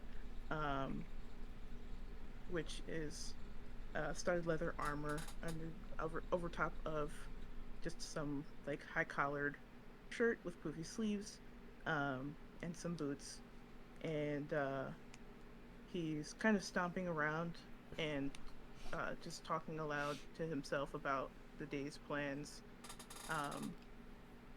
As you come up, but as you reach the top, he stops and goes, "Ah, all right. Well, we'll put you to work." Captain, that was. Yeah, Capri. Good. The knot tire. How are you with untying knots? I can manage. Great. Currently, we're docked. We're gonna need to get undocked so we can start to travel. So, I bring Kepri over, and I just start directing. What are Kepri's pronouns? He, they. eBay. I start directing them to all of the knots that need to be untied so that we can begin to Yeah. get undocked. And you know this, Gus. The others don't. You're not going to be able to take this boat very far before that problem starts to become a problem for you. So, you're doing this, and I don't know if you have a surefire place to dock closer to the objective. But that's okay. You can make do if that's what you're trying to if that's what you want to do. I'm not saying this is a journey better taken on foot, but it would require less planning if you were to do so on foot. Fair. I think perhaps Gus's plan is to like make people do busy work and then just kind of be able to have a chill singled out day. moment Mm-hmm. and then be like, all right, now we're gonna take off on foot. Thanks, gang. Okay. Yeah. You put Kepri to work as they're the earliest to rise. Followed in a couple of hours by some of the others. You kind of give them all jobs. What jobs do you imagine putting the others to? I think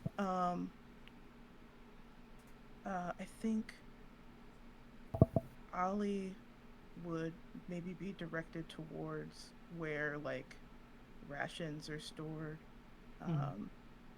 We're all gonna need to eat something soon, so would you please begin to bring up enough food for us all to eat? And probably Murren Strong. Satyr is also strong. Yeah. Satyr also strong. I think I would probably this my boat. How does it like? What does it use to ambulate the water? You have sails, but most of the time it requires rowing. Yeah. So I think probably I would set Murren to like just checking the sails, making sure all the ropes are taut and are not frayed. And I would bring Satyr down near where the rows would touch the water to try and see if anything is gunked up underneath the boat. I'm good at And- finding gunk. Well, I would need you to pull anything out. To me, I'm not quite as far-reaching as you are. All right. I'm gonna sniff out the gunk. No, I don't. You don't have to. Yeah, you all get sent to these tasks, and how long do you kind of have them work before you break the news that you're not even taking the boat? I think I just have this brief conversation with Satyr in private and seemingly farthest away from everyone else as possible. And then after I have this chat, I go back up and I'm like, all right, I've sussed it out. We're not going to take the boat. Right. I think as soon as Satyr kind of seems like she's actually attempting to do this task, Gus will kind of pipe up behind. So, how about did you find yourself in the possession of one of these rings? Well, when we landed in Stone Table Haven, person we came there with, got separated at first, but when we saw her again, she just slipped this onto my hand. Kind of as if she didn't want to tell. Oh no, rather a friend of hers. I might be getting the events wrong. Viz I'm so sorry. slipped it onto your finger. Viz. I Yeah, my just bad. sleight of hand that shit. I was right in the first place. She was planted on me secretly. But I've held on to it so far. Everyone I've talked to about it said it might come in handy eventually. Come in handy it will, if you seek one thing in particular.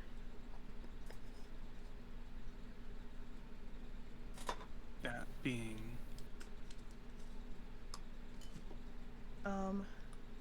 Can I make like a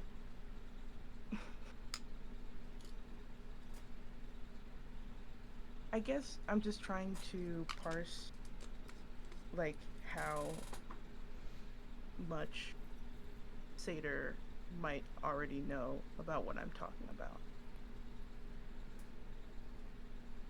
Go ahead and make an insight check.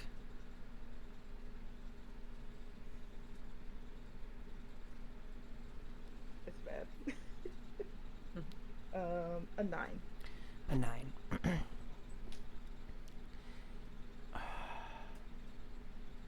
You don't think she's telling you the truth. Maybe she's worried that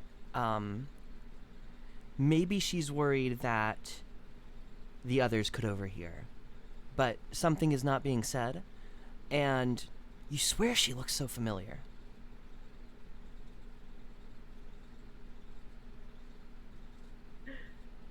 I do apologize if I seem vague about it. I kind of had the assumption you were familiar to some degree. I think Gus just nods knowingly and goes, "Good. Good. Well, that'll be all. I've discovered all." He starts to pulsate her away and back up onto the deck, and just starts yelling at everyone. That the boat shall not be able to travel through these lands, so we shall go ahead on foot. Ollie is up carrying rations and fucking drops them.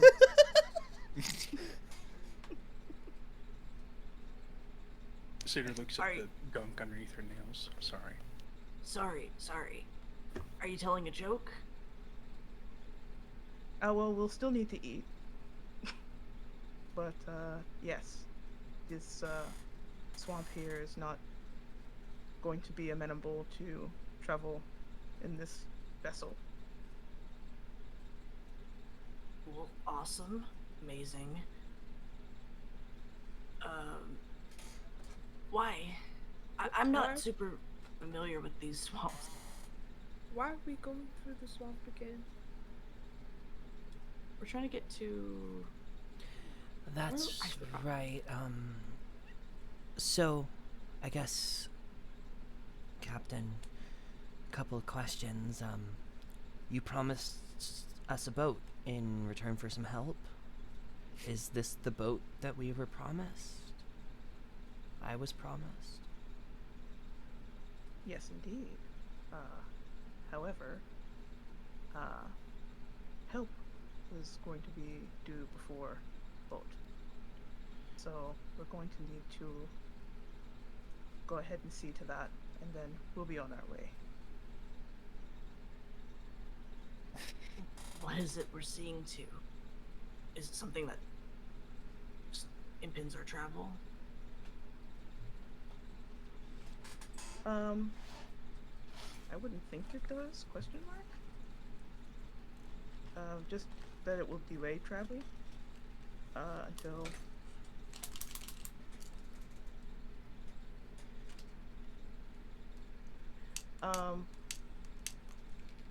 Essentially, from what I understand, I am seeking something nearby that I want you all to help me find, correct? Yes, DM? You think so? There's something causing an issue with the waters that you need to solve before you can even move your ship through the rivers. Right. And it could be a dream beast, it could be like a source of magic, but it needs to be dealt with either way. Right. And I just know that we need to head on foot up. Pretty where much that going north up towards the peninsula, like the very tippy top of the Feeble Croak Swamps. Great.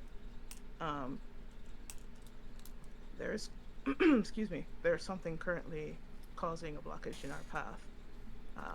We're going to need to head in that direction and figure out whatever that is and remove it before the boat can go any further. Right. Do you know any further details? Or just that there's something? It Like- could be, in my opinion, it could be a dream beast causing this. However, I also could be wrong. Whatever it is, It's in the abnormal. tunnels because druids have already investigated the area above, above the rivers and the land nearby, and they weren't able to find anything.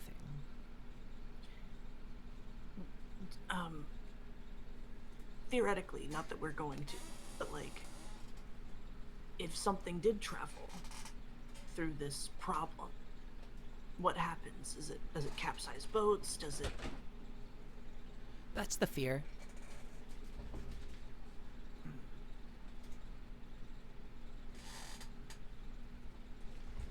But, boat can get us where we need to go, right? Yes, of course. It's just as soon as we take care of what's currently impeding us. Do I get the vibe that he's being truthful? You could make an insight check. I would also like to make an insight. And Terry, I'm gonna ask you to roll a dice no matter what. Don't tell us if it's a deception, persuasion, what kind of check you're making. Roll the dice, and if you are telling the truth, you don't have to really worry about what number you rolled. If you are lying, and they roll higher than what you roll, give them information based on what you think they should get on their roll. I got a nat 20. Baby. We're 22. Evil. I only got a 12. I have 14. What, nobody trusts the pirate cat? You're right, I should roll. I got a 16. More like Gus in boots. Oh. Fucking 23. Okay.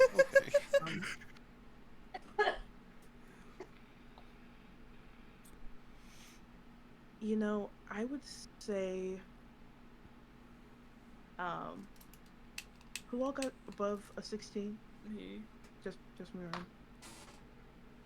right? I would say that it's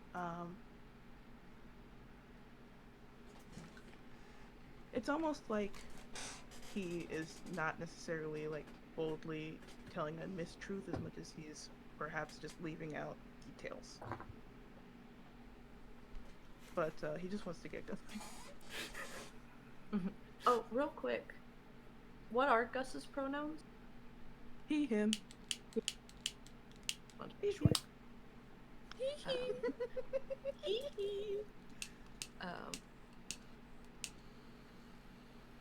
Well, is this something we gotta go now? As soon as possible? Kind of deal? I guess so, if we want to hope to travel anytime soon. Indeed. Yeah. Kel, your family, is there a place to keep them? Because I feel they probably don't want dangerous journeys at the moment. Do you know, I don't think any place in this town's gonna be safe for them. But I would not feel good about bringing them either. Or, They'll be safe here on the vessel. if you As long as wouldn't, they stay below deck. right, if you wouldn't mind, that could probably be the best option.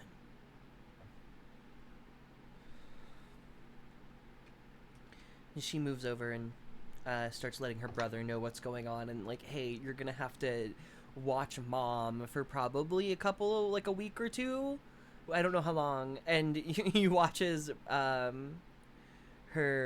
brother gets this defeated look in his face. Oh. Yeah, no, I get that. Me too. Felt it in my bone. How long and possibly treacherous is our journey? It's at least a week to get to the peninsula. It might take a day or two more to find the tunnel entrances, and then who knows how far you have to go in the tunnels to find whatever's causing this. So yeah, you're gonna be gone a few weeks.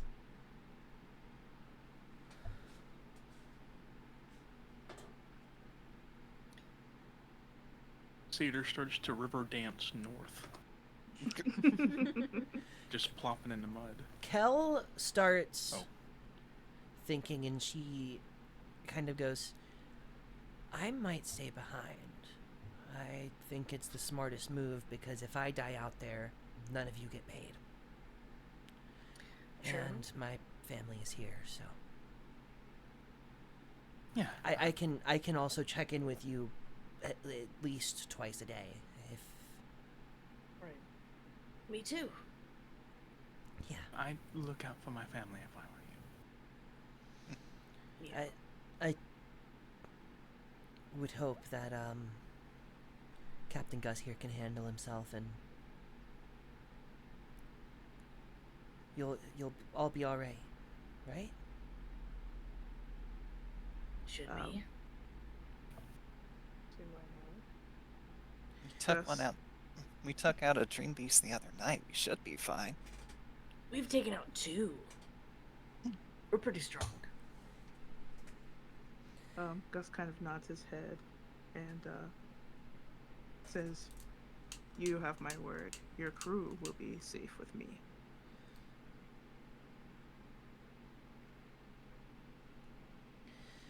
Thank you.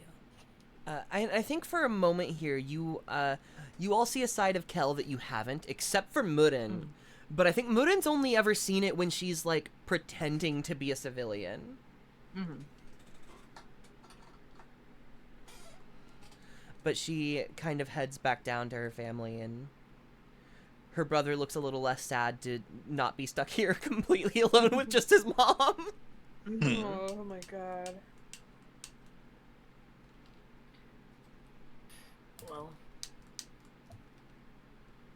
what's that thing about early birds? Shit. Should we just head off?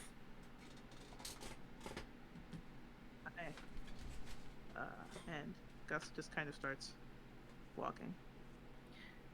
I assume you've got a map, by the way, so we don't. Do I have a map? You have a compass. You know the direction. Yeah, I kind of just know where I'm going, but yeah, I have a compass. All right. Well, There is a map, but it's probably up in like your little captain's room, like maybe like pinned down to a table or a wall or something. You could probably pick it up and take it with, but it's a larger map than it's not like a little area map. Yeah. How confident do I feel that I could potentially like ask Cal that when things seem to clear up, start kind of cruising the boat towards us so we can meet. It's a possibility. her the map. Yeah, it's a possibility. It's up. You would have to like take the time to kind of teach her what to do with this, like steering this vessel before you left. But she can do a little crash course and agree to at least try to meet you after you've cleared up the problem. Yeah, I think I will attempt that before we head on our way.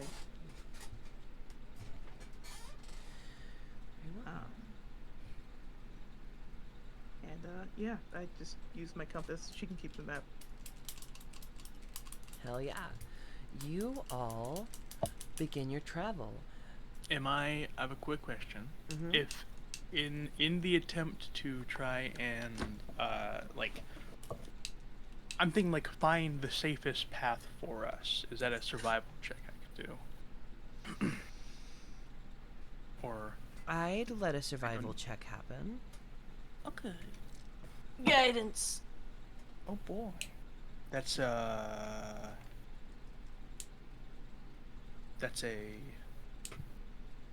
what is guidance? D4. D4. Okay.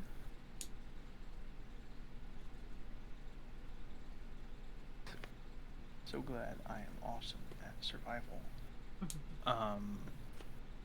18. 18's pretty good. Okay, give me one moment. That changes some things. Who would like to roll a d6 for me? Oh boy. Ooh, who Well, hasn't yet? I want to elect someone. I don't Terry! think. Okay. I could roll a d6. I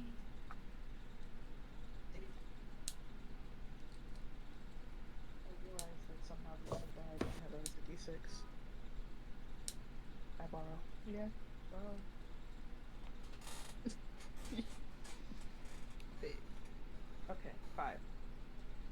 5. Oh boy. Oh, fuck. I can't exactly do it the way that I wanted to.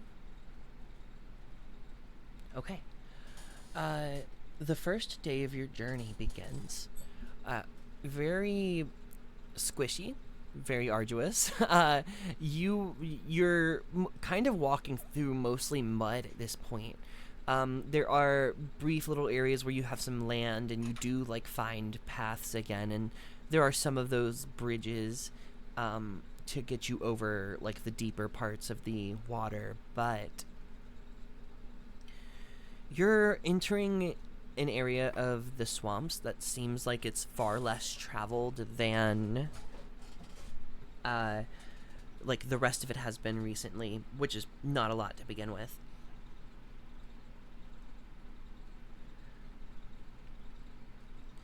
And there's a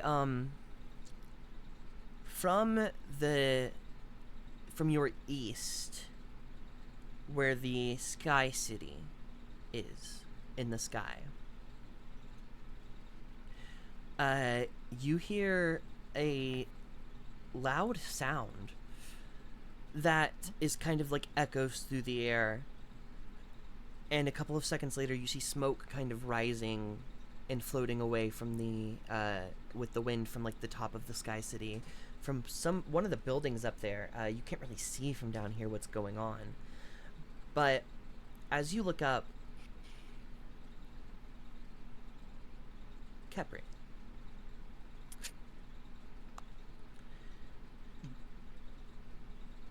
you fell asleep on a boat last night, and you've had this strange feeling since you've woken up, like, that's not my first time on a boat. I've been on a boat before. You see yourself standing on the deck of a ship, arms crossed over the rails, these long kind of slender green sleeves draping out over. You look down and you see the clouds far below you.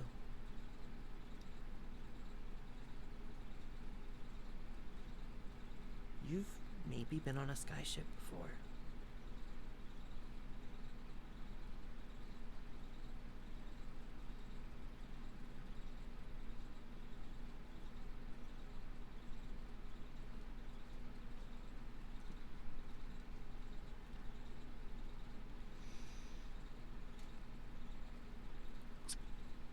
Do I not fall asleep this time, or do I not fall over? You don't. As I remember. No. I think there's a moment where, yeah, you aren't present in your body as you have this vision, but there is no physical reaction from you that the others can notice, at least. Just you staring up at this city for a moment.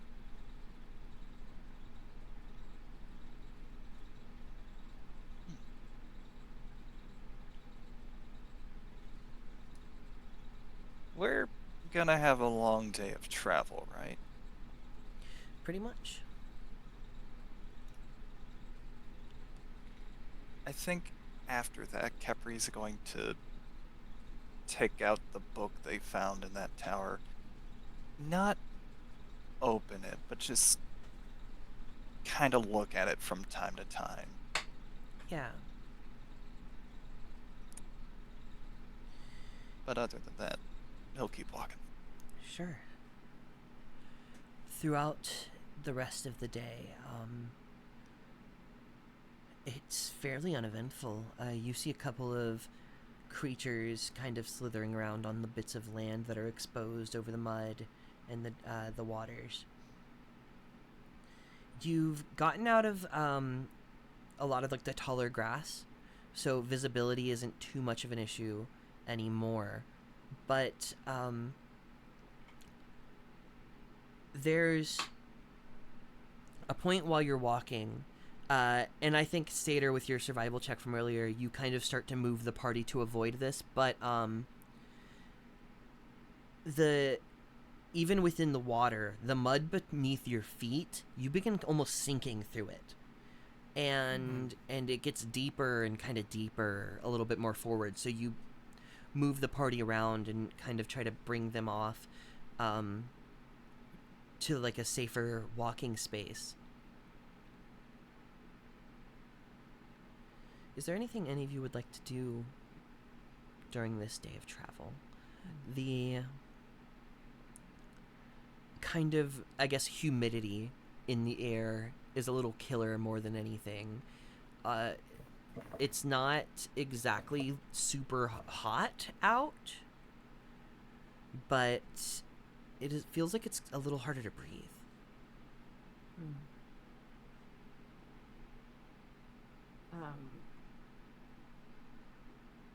I think, do I notice Kepri, like, kind of lingering, looking at the book every once in a while? Or is he trying to be, like, low-key about it?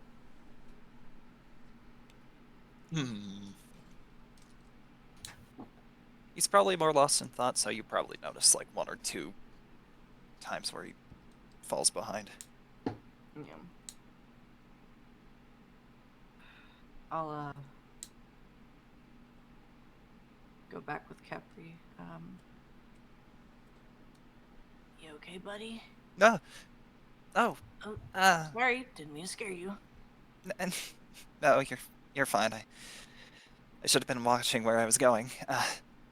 Hey, you almost stepped in the mud. Again. I mean, mud can't really do much to me, but I don't want to find out. You're right. Need something, or? Just seeing if you're okay. You taking a lot of hits.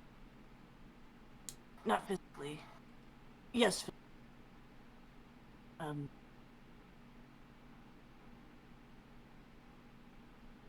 It's gotta be rough finding out about yourself. Oh. He'll glance down to the book for a moment before refocusing on you. It's a little intimidating, but I'm sure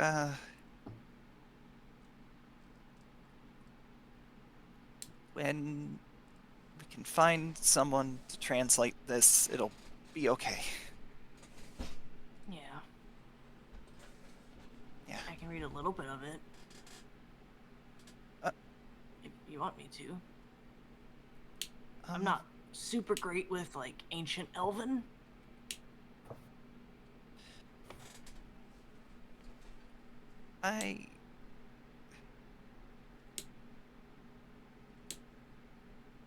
Or we can keep it for now. I think I'll just hold on to it for now. Yeah. Well, you know, if you feel yourself getting lost, I mean, we're all here. Especially Mirren.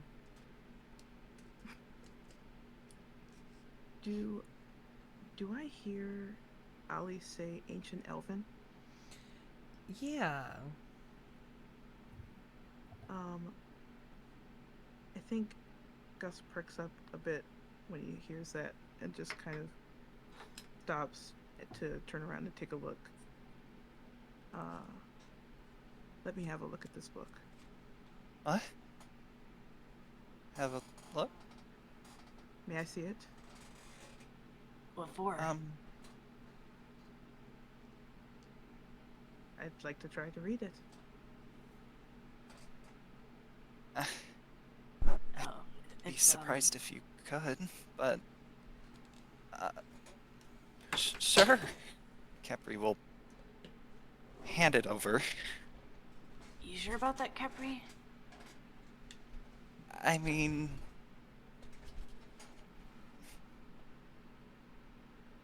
maybe they can read a bit more than you can, right? It'll be fine.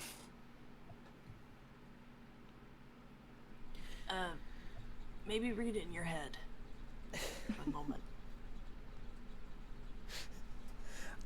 Do you speak Dwarven? Because a lot of the book is Dwarven. No, I do not. So the first, like, I think there's only 3 or 4 pages written in Elven. But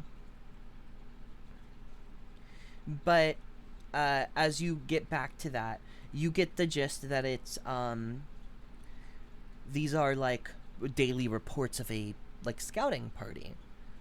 Just a group of individuals who were like on a mission to watch one road and write down what happens. And a lot of it's a lot of nothing. As you reach the Elven writing, it is ancient Elven. You've dealt with a few artifacts before, so you might know a little bit more than like the average Elven speaker, but a lot of these words don't really mean too much to you. What you do read is something along the lines of like, I didn't mean to kill them, I had to. And then it says day this would be day 570 something in like the like full report list, and the next day kind of starts with another like personal note, goes into the daily report but in Elvish instead of Dwarvish, and then those personal notes start to kind of disappear, but the ones that are there you are having trouble deciphering. Yeah, I shake my head and hand it back. Barely decipherable.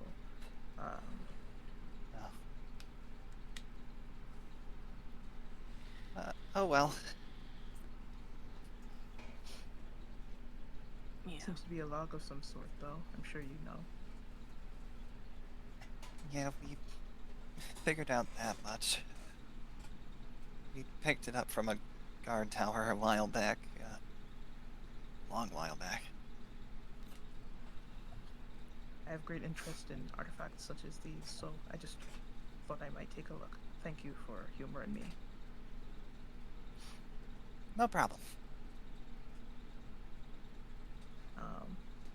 Yeah, he just kind of starts to keep leading the pack again. Yeah. When Gus turns around, Ollie sticks out there. And then turns back to Capri. You can say no to people if you want to. I know, but I know. Oh. The awkward, bad comfort. Go to tap Capri on the shoulder. Hear a bunch of scratching and buzzing where I put my hand, put it away. You just hear the hornets get angry under the shoulder pad. Oh shit. Oh, sorry. Tell him I don't mean any harm, please. I'm okay. I will. Like I said, we're all here. And nothing in that book, whether we find out the full extent of it or not.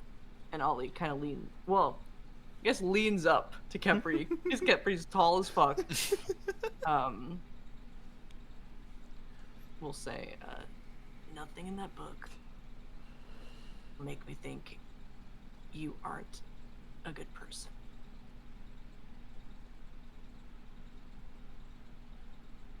Nothing. Nope.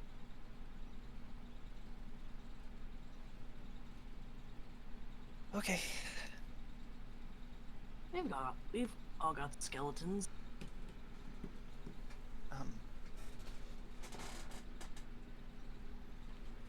I kind of lost mine. You're right. That was kind of fucked up of me to say. Sorry. It's fine. It was a phrase. It's one of those new what the kids say. You know what? Let's just keep. Ollie, Let's go. Yeah. thank you. Hey. No problem. I won't forget. You fucking saved Mern's life the other day. It's pretty awesome.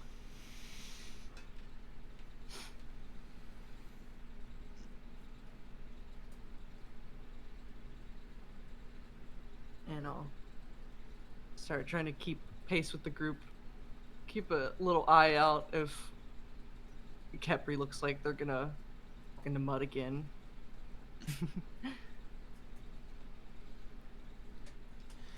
It doesn't seem so. The rest of the day goes by fairly uneventful. Other than the conversations that you share amongst yourselves, nothing moves in to interrupt this day of travel. As the sun begins to... I'm sorry. I was gonna do something stupid. I didn't say anything during that. Don't worry.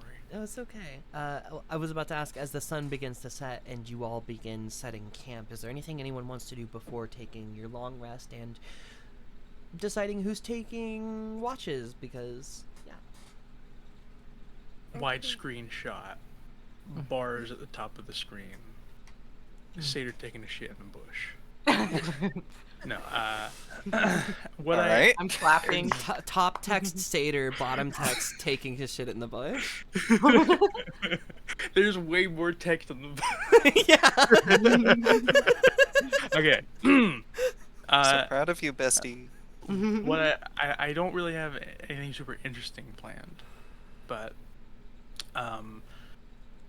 Satyr thinks about seeing her family again for this first time she's ever been away from them, and imagines all three of them, and as well as her and her sister, young and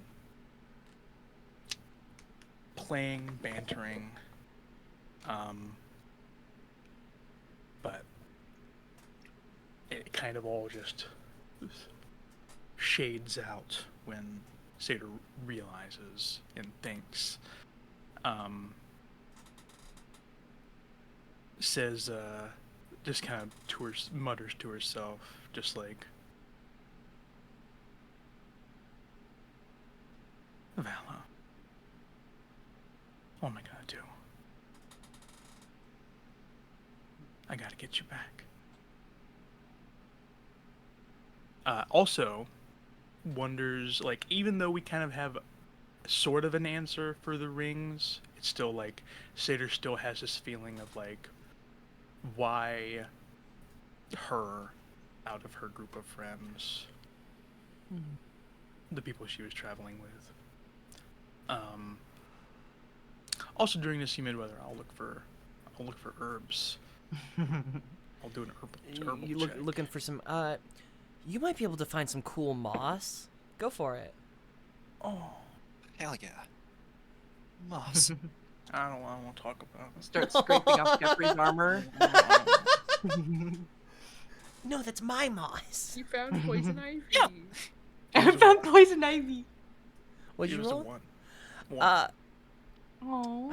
I think Satyr does come, like, back from, like, this little adventure with, like, a rash on, like, her arm. Oh shit. She So has the I can't- plague. Can't You find didn't wipe shit. with it, did you? No, not that stupid. Just So, I'll say you've already like cleaned it off too, so there's no chance of you spreading it, but it's still like it's there. yeah. Ugh. Oh. We got any balms? Got any aloe vera on us? Maybe could have made Some that if I could actually anticortisone. find. What? What'd you say, Rin? It's anticortisone.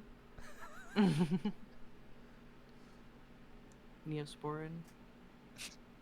Benadryl. Can't think if there's anything else. I think I'm all, if there's any other time of the day, I'll work on my weed of Lana. I'll try it out. Gus, you know a local remedy for this is spit, saliva. Don't you dare. I don't think he does anything too crazy. I think he just kind of tells Seder that in private. I'm not just gonna. I'm not trying to be creepy about it. It's just true.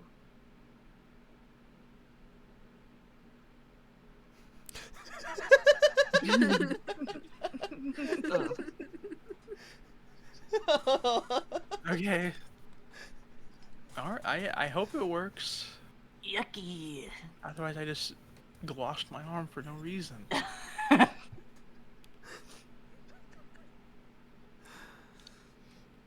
Anything else anybody would like to do before long rests? Nothing, but Ollie thinks about doing sending. Hell nah. And doesn't. Anyone else? Yeah, as he's falling asleep, Morin just starts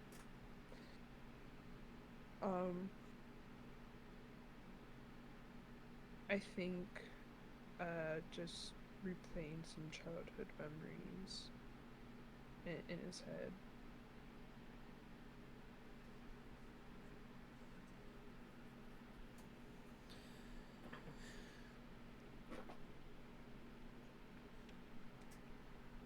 As you all get ready for your sleeps, who's taking first watch? I would Oh. first watch. Okay. Yeah. You all go to sleep.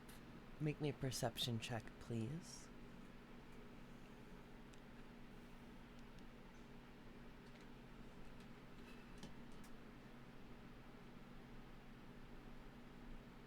It's a crit. Ooh. It's a crit. This has been an exciting day for a couple of reasons. These new people are very interesting.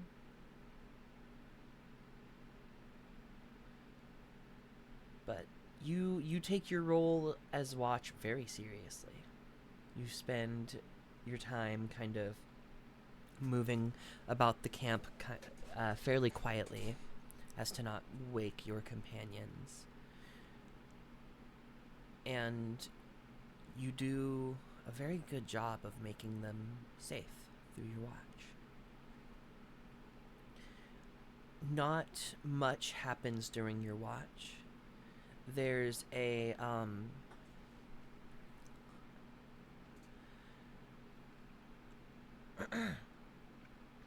moment you kind of like look up into the sky. You see the stars. You notice the moon. It's almost full.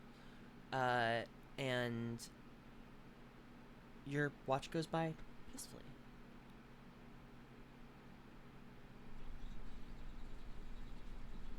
Who do you wake up next for the next watch?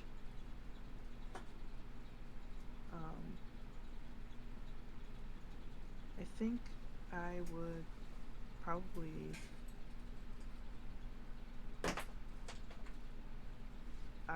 wake Kepri. Kepri doesn't physically look exhausted. Fair enough.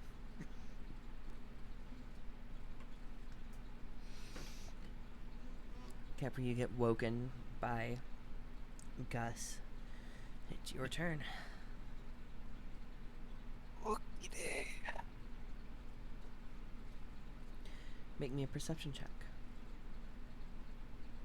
Oh boy. That is a 9. Okay.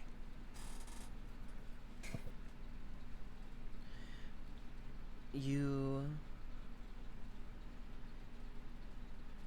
throughout your watch, are just kind of running through the day in your mind, maybe trying to conjure more memories up from the new one that you just got. But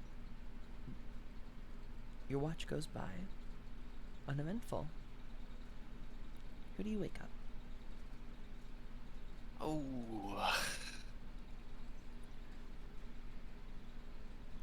We'll go with Satyr. Satyr, you get woken up by a little nudge from Capri. Yeah. Didn't think I was that Alright. forceful. Nah, I just light sleeper. That's not true. I was just saying. Sorry. Satyr will begin her watch. Make me a perception check.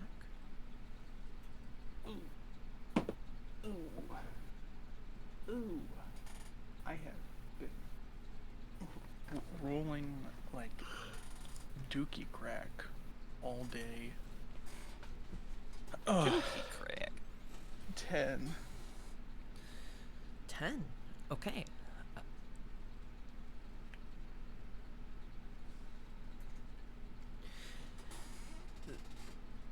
The couple of hours that you are up for your watch, the kind of chill around is making your breath visible. There's always, like, in this area of Ryland, due to the Sky City's presence, there's always kind of like a light magical hum. You feel that present in the air, and your watch goes by uneventful. Who are you waking up for the final watch? Wow. Who's left? Is it has Morden and I think Ollie have Muden not and taken- Ollie are left. Yeah. I will awake Merlin. This Merlin. instant. No, stop. Stop. Shut up. Everything going well so far.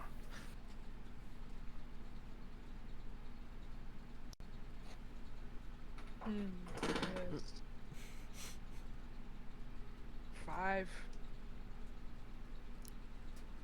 Love it. Oh boy.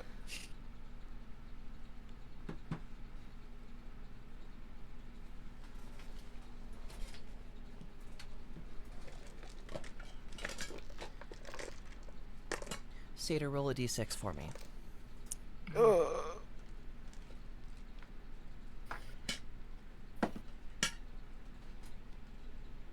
Three. Okay. God damn. Your watch goes by uneventful.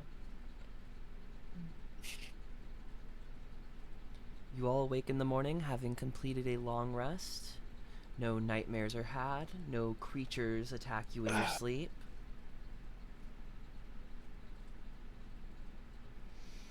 And the day is yours.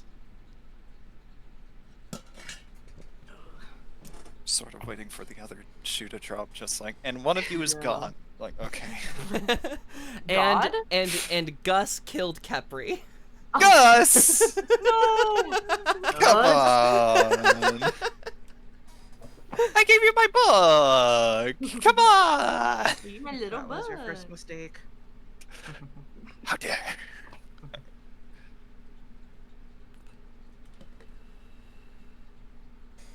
Onward ho. Onward ho. Cedar goes running. You go running Seder, no. in the mud.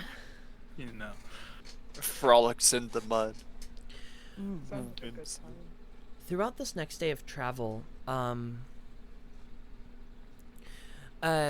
hour in or so, there's another. You've already seen signs of this.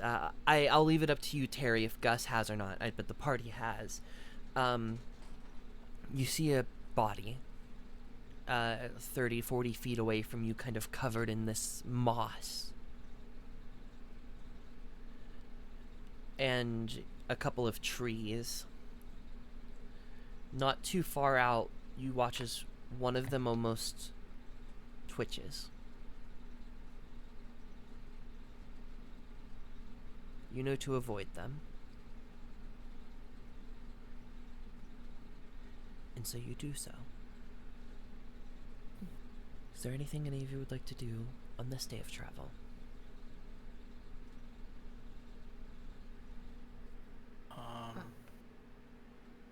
Go ahead. Do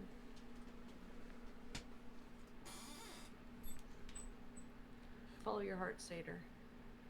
I actually don't have anything, please. Oh shit. I think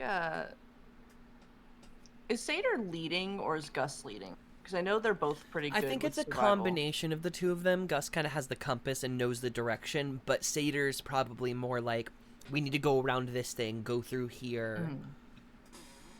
Backseat driving. Right.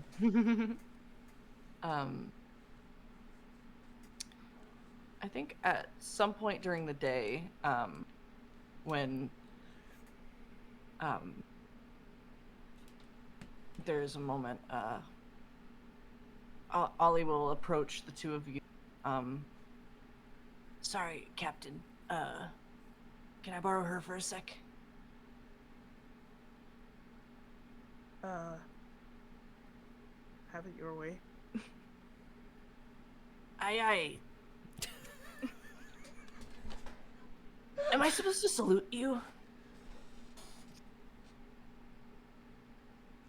Well, you're not my crew, as Kel made it very clear. So, if ye wishes to, I would not turn down a salute every once in a while. I guess we kind of are your crew right now. So you're just Ollie will try and peel off with Satyr for a sec, briefly, and just is everything all right, Ollie? Yeah. I've been thinking on it. and Ollie's gonna be trying to talk low. Can you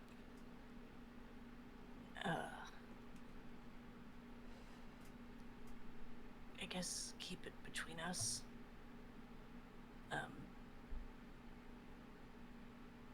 Seeing me? Is that okay? Yeah, I thought nothing of it, Ollie. I don't need to tell anyone that. Okay. Gotcha. Little bit of relief. Their face.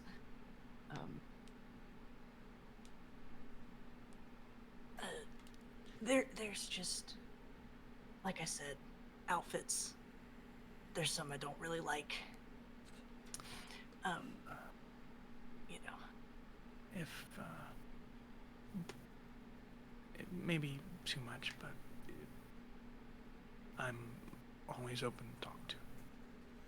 I have some incidents we could trade. But that's only up to you. Incidents?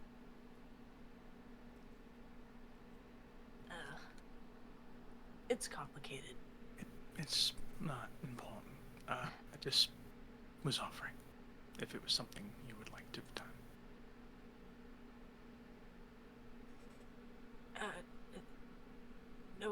particular incident.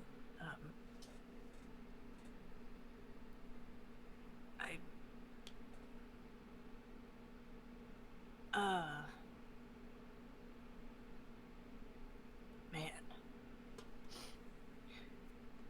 I've had a few incidences with the faith. That's the one I came out of the womb with, I guess.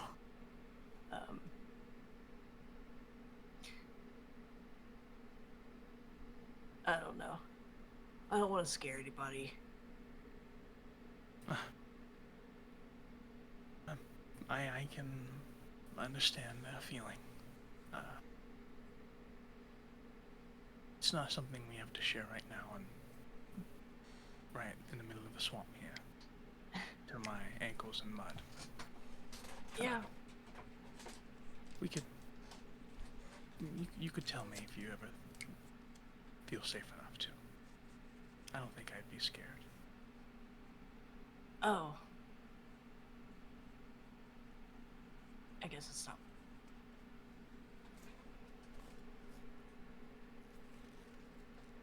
You don't think I'm scary? Up to this point, mysterious at times, but probably not scary.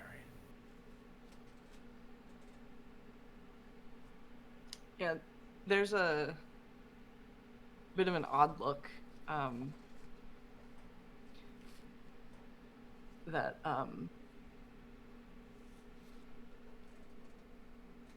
just like puzzled for a second.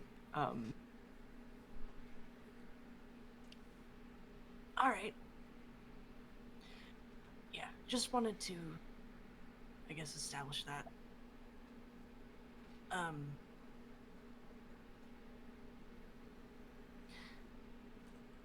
I should release you to the captain now, as you're our primary guide. I'm sure there's So don't all get lost. there's much more to go, but I appreciate you checking in.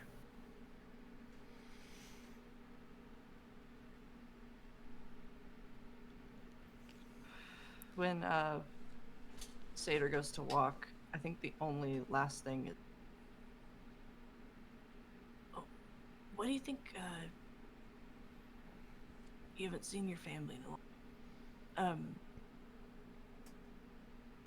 You already know what you're gonna say to them?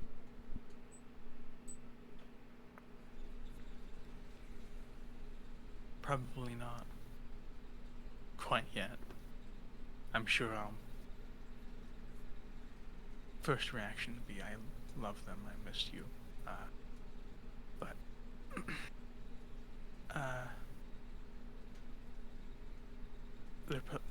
one of their first questions would be where Vala is. So That's the toughie.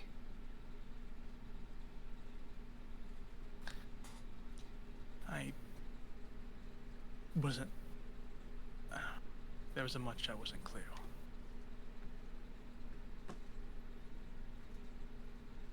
on. Seder goes back on the old dusted trail, old muddy trail. Yeah, Seder, could you make an intelligence check for me? You kind of take back control of like weaving this group through the least deep parts of the water that you can. you're so What? smart. Intelligence. What? It doesn't matter. I got a nat 20 for. Dang.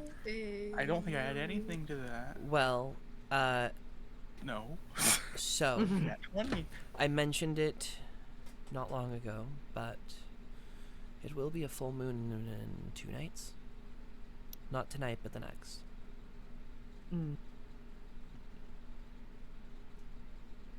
Yeah. Nathan noticed that. And Seder has an exact time now because of the nat 20. Yeah. How much time? Not tonight, but tomorrow night. So this will like you have like today and tomorrow to kind of prepare for what could maybe happen.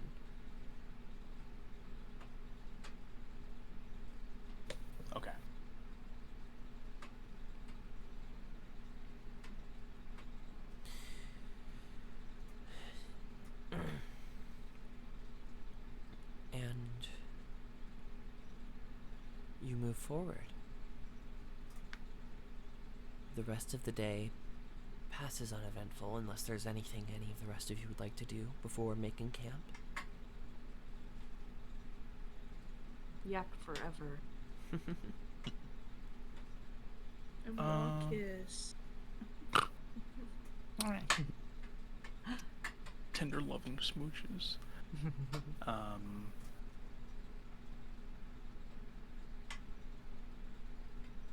cannot think of anything. Okay.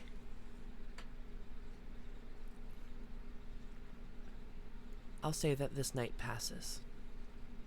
For we know the next will be very eventful. And as you begin the day, Satyr, you can almost feel it.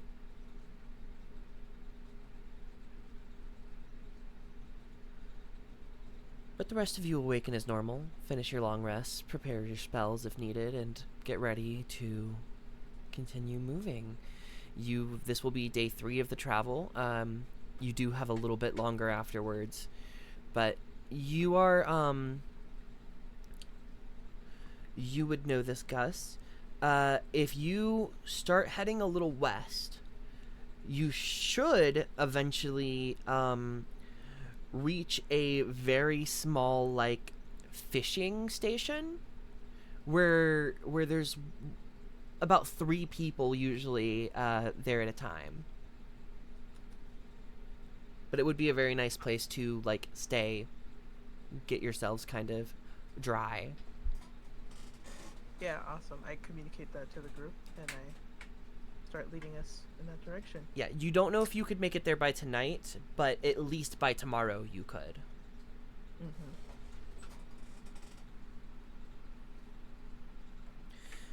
And so, you all veer very slightly off the path to try to kind of line up.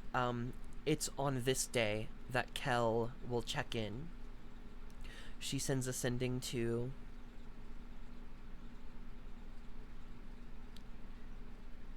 She wants to talk to Kepri. Oh. Oh, there's gonna be some interference you don't know about. Oh, I forgot about that. But... That's true. I also forgot about that. Well, it's happening. I didn't think about that until you said it. Kepri, you hear about an hour or 2 into this day, you hear, "Hey, ever since you left, the mosquitoes have gotten real bad. I hope y'all are fair. I hope everyone's faring okay. Just checking in."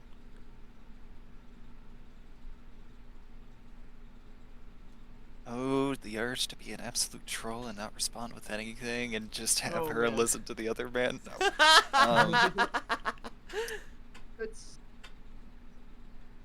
25 fours, okay. Sorry to not be there. Everything is fine so far. No surprises. No nothing.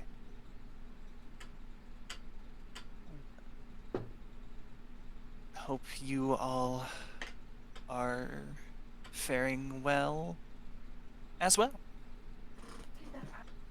I think that'll cover it. Sorry, my cat.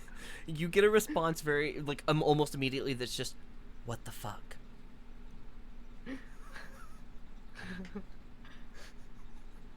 well, Who are you?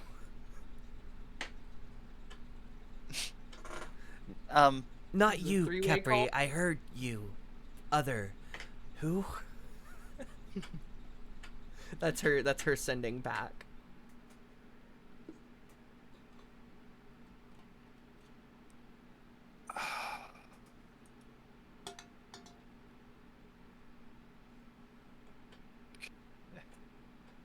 Does Kepri say anything in response? This has happened before, and he doesn't know what to do.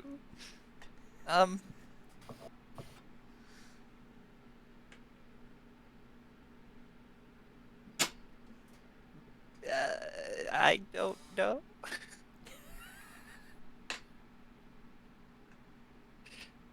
it's a thing, I guess. I I think I'll just like cut it off, and I don't know, but like, who doesn't know?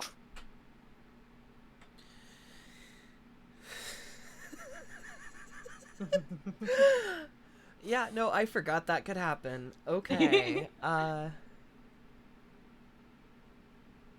Is rest it like of that the day. scene from Mean. Hmm? Sorry, like that scene from Mean Girls. Anyways, I'm sorry.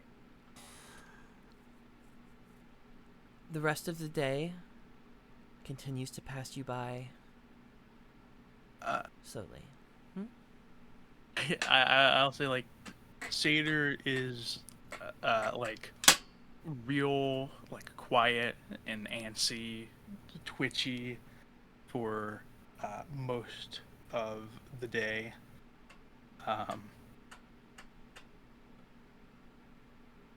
Shit, you good? I'm not sure. Is the rash getting to you?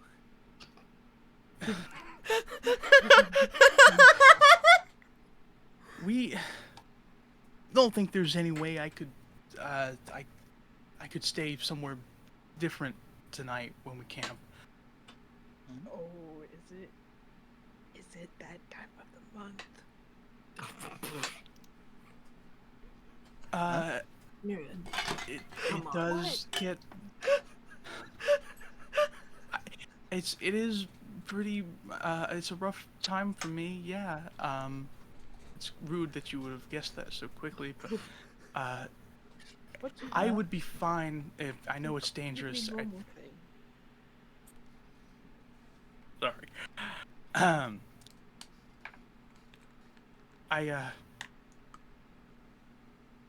You know. Are you talking about? Does Ollie I know about lycanthropes and their like cycle?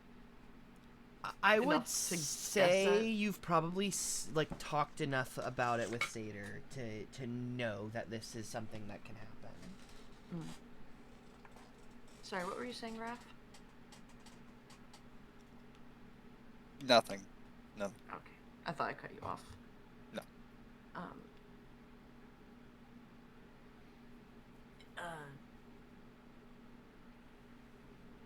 Is it gonna be?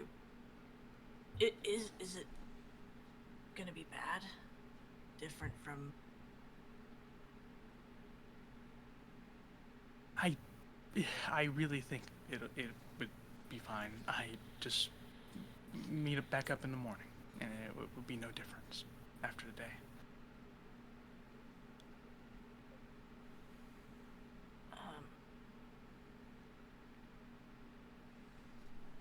Do you think that's safe?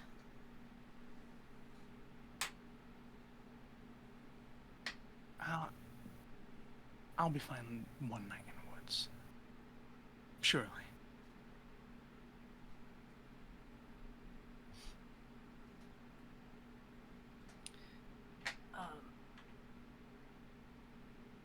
I'll kind of hesitantly look to Gus. How like fucked up and dangerous is the swamp to be by yourself in? I think the trees that drown people in the mud are kind of the worst of it, but like dream beasts can be anything.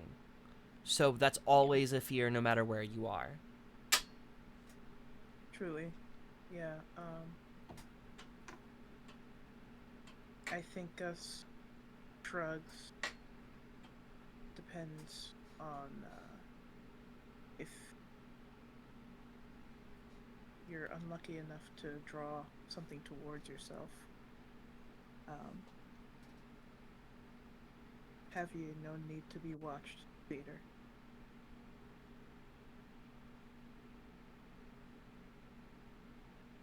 I'll play it as safe as I possibly can. What was that last bit you said? I apologize. I was asking if you feel like you need to be watched at all.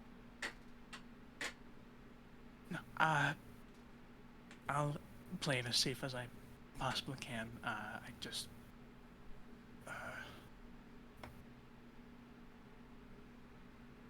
I'm sure it'll be fine.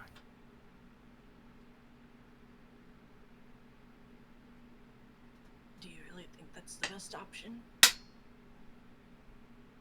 I know this sounds super demeaning. We have rope.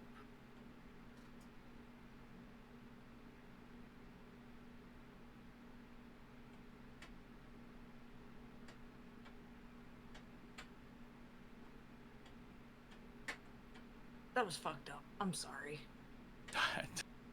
I don't think the Satyr doesn't take it that way. I was just thinking.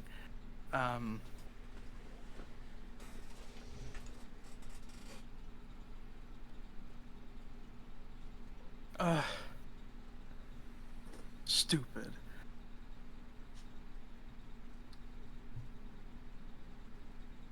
I've been so scared to say anything about it. Tonight,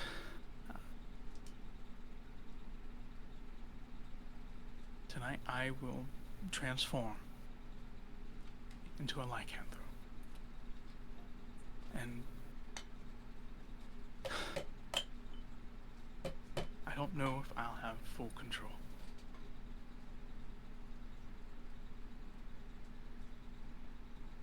Is this the first time I'm I thought I hadn't said I it. think I'm the only one you said it to. Yeah, might be.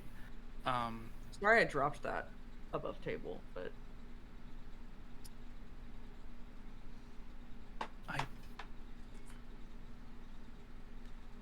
to not be a danger to anyone, whether you could put a stop to me or not, I would rather be put a danger to myself first.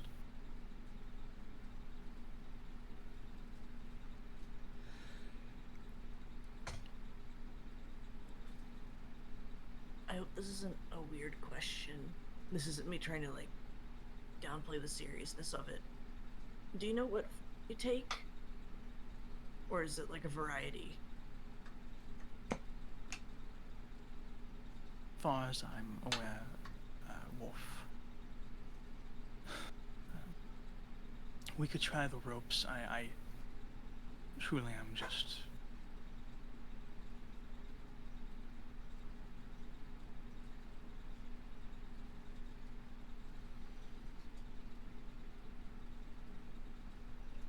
very defeated. Just don't want you wandering off and getting killed.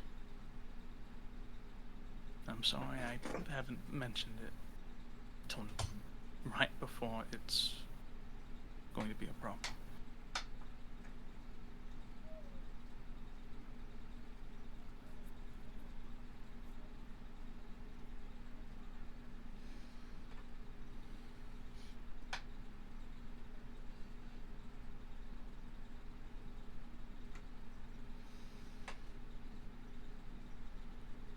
So is the preparation we're taking tying Satyr up? that is what Ollie suggests. But he will also kind of look to the others and to Satyr especially.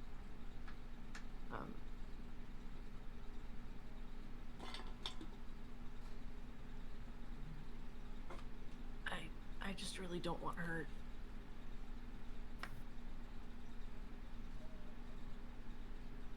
I mean, we all take our watches. Sorry, didn't mean.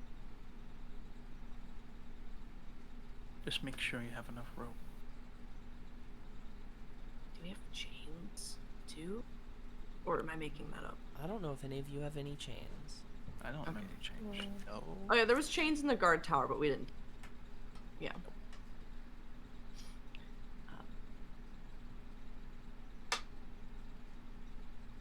Is that okay? Are we okay with tying the Satyr up? Letting her run off? I'd feel better with all of us together, no matter what form.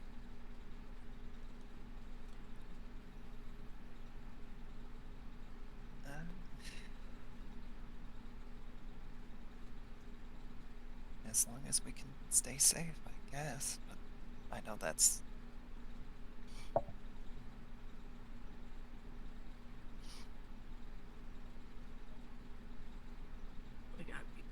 guess, pretty thorough.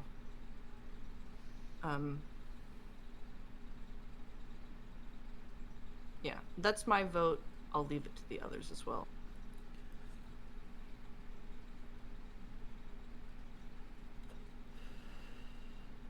I'm, sorry, I'm just surprised. I guess. I think I share the same sentiment as Ollie, but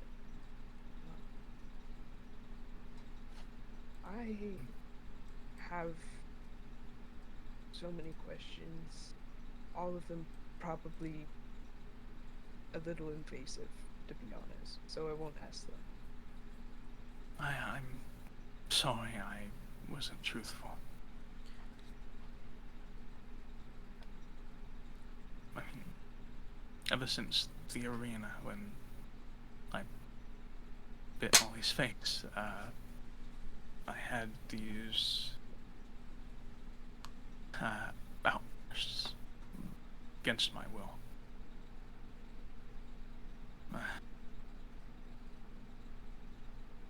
Do whatever you all think is best. I don't want to hurt anyone, even by accident.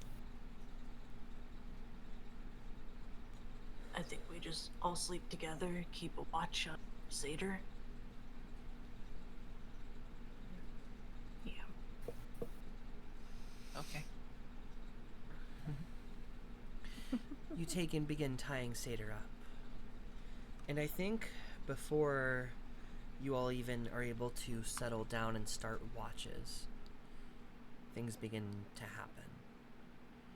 Seder, you start to feel a little feverish first. And you all watch her face turns red. She just looks unwell. And that only lasts for a few moments before the vision around the edge of your eyes begins to go black, Seder. And in that blackness for just a second, you smell meat. Hunger.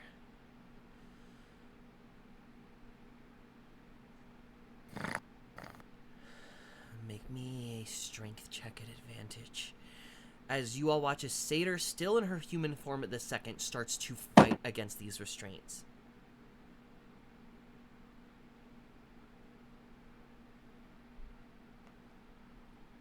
Did you said? Advantage, yeah. 19. Seder reaches down, bites at the rope around her wrist, and just pulls. As she kind of pulls back and away, face comes back, mouth is a little more snout-like, and hair is beginning to grow along the entire body. Would you please describe what happens as Seder fully transforms into this lycanthrope? And describe this form for us.